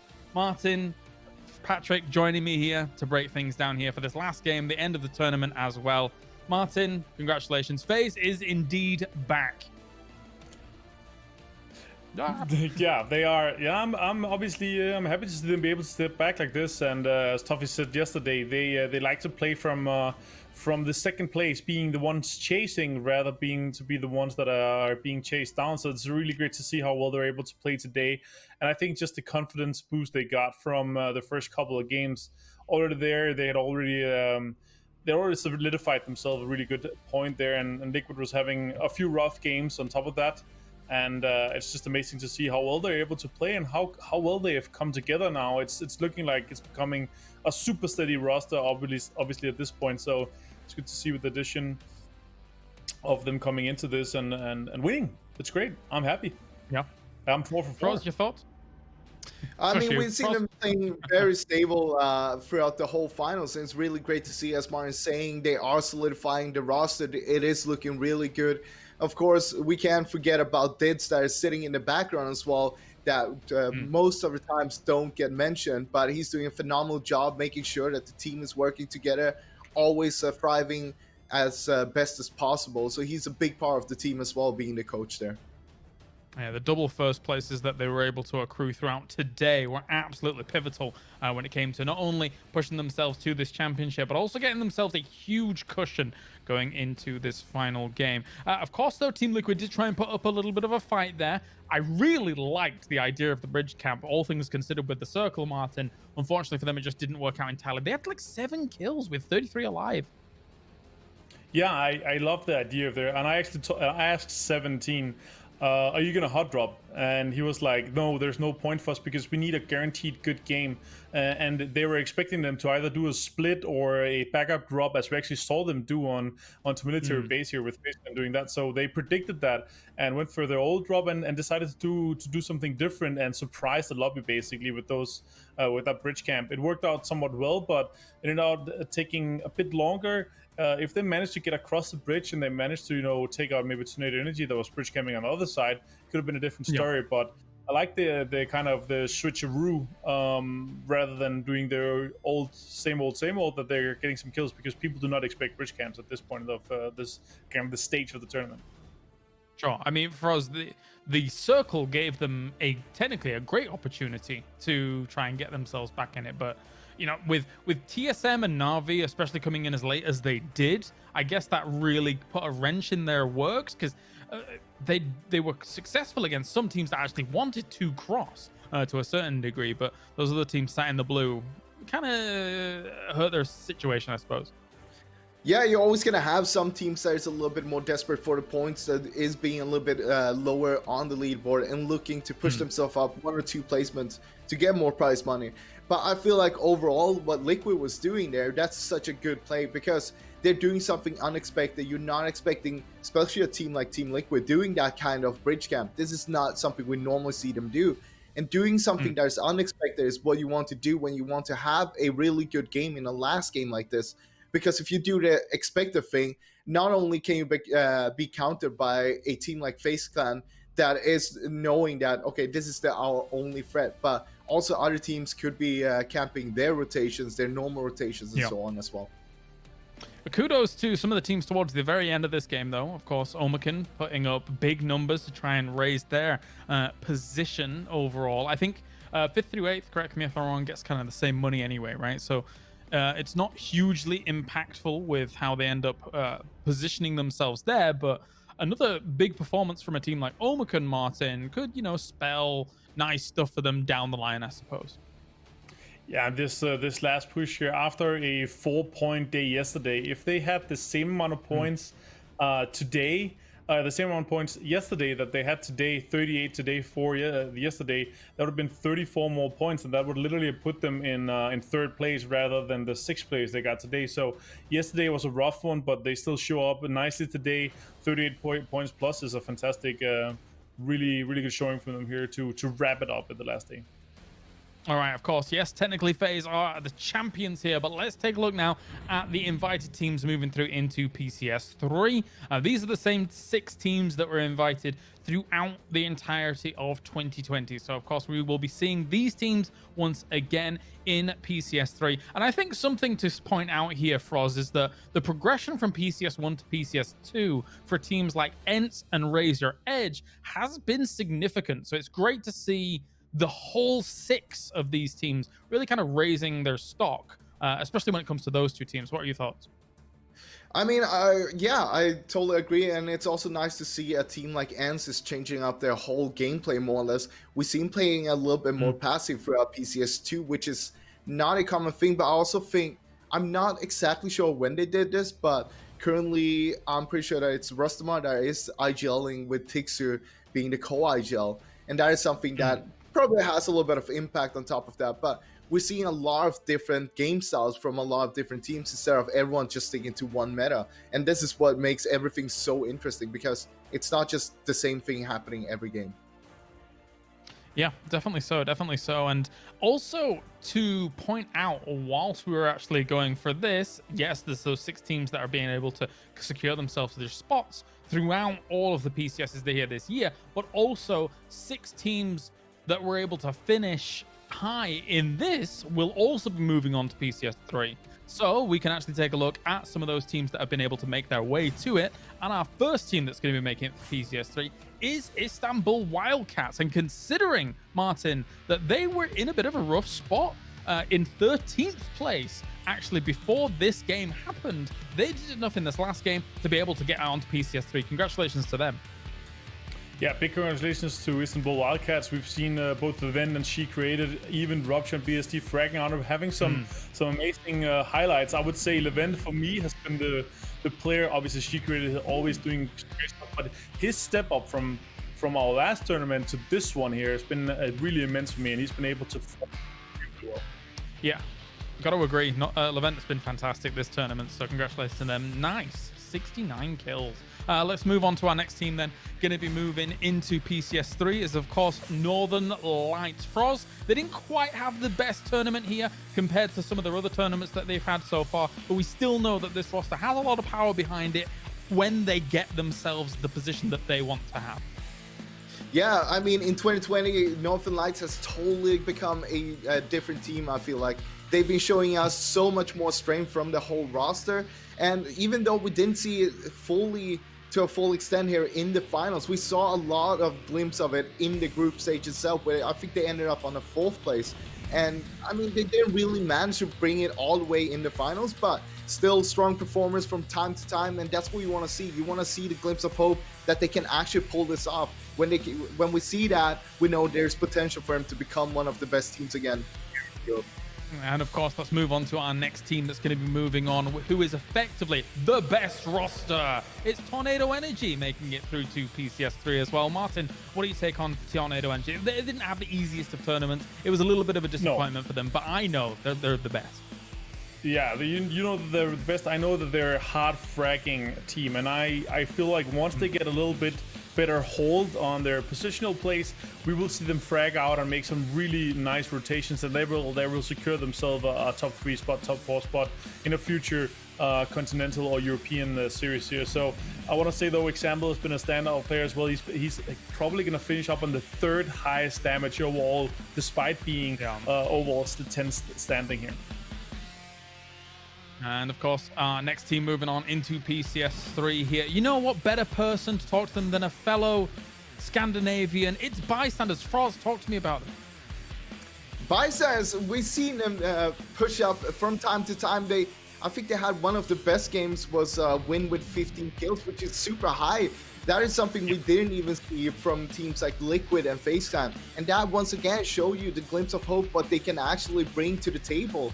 Of course, they have this phenomenal logos on top of that, but I mean, they have a really good roster. And seeing someone like Beamy, for example, we talk about him time after time after time. It shows that they have a strong base, they can work this out, and they can be one of the top teams in Europe. Yeah, they're a great roster. They've really come into their own, especially in this tournament. It's been great to watch them. Now, our penultimate team going to be moving on to PCS3. It is Omicron. And after the position that they got themselves in that previous game, with the amount of power that they showed, they know that they're able to hang with the big names, Martin. It just needs to come together for them. Yeah, it does. Like, as I said before, if they didn't have a rough day yesterday, they would probably ended up in the 3rd place, considering how their average placement has been and average performance has been. They're a fantastic roster, I believe, and I still think, even though they didn't end up in a fantastic position so far, I still believe that they're a top 5 roster in the European region here for this. So 6th place for them. T-Bone has been a standout player for me in this tournament so far, breaching into 30 kills and then more than 6,000 damage is absolutely amazing for him. Brilliant stuff by Omicron. And our final team going to be moving on into PCS3 is Shift W. And what a tournament they have had here. With the 2 all G2 boys, it's Chris and Brexico. Zoka and Kiliakai have been able to show that they can hang with everybody as well, Patrick. They've been an absolute treat to watch here throughout PCS2. I mean, yeah, we know about Brexico, we know about Chris. We talked a lot about them in the past, but it feels like it's all about Zoka and Kiliakai on this roster right now. We see them time after time being able to touch it out, and this roster is so strong. I mean, I don't think anyone would have predicted that they would get a 4th place here against some of the giants here in Europe, coming in as a new team. But they've been showing some phenomenal plays for us throughout the whole finals. Even though they ended up on the 11th place in the group stage, I mean, this is what we want to see. You want to bring it to the finals. And this is just the start of Shift W. And I'm excited to see what they're going to do for PCS3. Yeah, I think that's the scary part. It's the start of Shift W, and they still got themselves in and amongst the teams that were invited throughout the entirety of the year. Here, there's the overall standings, as you can see, with FaZe getting themselves 5 chicken dinners across the grand finals here, 211 points go their way. There must be something about 5 chicken dinners that means something, because Divine in the previous tournament as well over APAC, 5 chicken dinners going their way, taking the tournament just barely, but they took the tournament. And as you can see here, Martin, overall some great results coming in for some of our big teams. Yeah, fantastic results. They've really been putting themselves ahead, more than doubling our bottom 3 points. That's a staple. I mean, yes, we have a really deep region, but our top teams are performing to an extreme degree here. We see them again and again really go through and really show us that they are some of the best. And I can't wait to see how they're going to be able to perform once we get into PCS 3, of course. Absolutely. What a way to end things off. FaZe with the win. Patrick, anything else that jumps out to you here whilst we kind of wrap up the standings? I mean, if you look at it, like the top 8, I'd say this is something you kind of expected, except for if you would swap out Shift W maybe, and that's what like stands out most to me, that Shift W was able to make it this far into the tournament, but also make it so good in the finals, and then them having this kind of very split play where they do a lot of splits. We saw earlier on in the finals at least. But still being able to push it all the way towards the top. Yeah, definitely impressive stuff. We can take a look at our top killers and top damage as well here from some of these players that were able to really stand out. And look at that, 8C tying with Clib up towards the top here for most kills. Actually, I think Vard was in number 1 before we actually went into today. But 8C and Clib will take it up at the top. And I think this does say that, you know, the pickup for Clib here for Team Liquid, having transitioned from Tempest to Team Liquid, Martin, it's just an amazing pickup for them that, given a little bit extra time, they're going to be challenging for that top spot with FaZe very, very closely. For sure, he's been a great addition to the roster. He's really a hard frag, and you can tell that by both damage and everything. He's a standout player. I want to give a quick shout out though to Kilyakai, who is tying 5th with a doozy, but we simply don't have the space for him. Also 33 kills. What a standout performance for him as well here in his first kind of really big finals with this performance standing so far. But look at this though. This is insane. Wait. Oh my god. This is very far ahead. Yeah, that's insanely far ahead. Froz, what is this? So this is not too unexpected, I'd say, actually, because a lot of times we do see FaZe putting Uber in a spot where he's basically holding a DMR and he's just shooting at everyone, while the rest of the teammates, their players, they're just holding the flanks, making sure that he's going to be safe while doing this. And this is all because they know how good Uber actually is with that DMR. He's just going to be able to hit everything more or less. Unbelievable. Absolutely unbelievable. What a performance by Uber. But I mean, at the same time, you got people like Beamy in there as well, Martin. Come on, the Danian's got to be proud. You got to come on, do the proud. That's the one. All right, well. All right, we are done, ladies and gentlemen. A huge congratulations to FaZe for getting themselves the victory here. They are truly back on the map, back on the road. They claim themselves first place and $58,000. Thank you very much, Martin. Thank you very much, Patrick, for joining me here as we wrap things up for PCS2 EU. That's actually it for all of the regions for PCS2. So a huge congratulations to all the other winners across the board as well. We shall see you for PCS3 down the road here from more PUBG esports action. So when that comes around, we'll see you then. Bye-bye for now.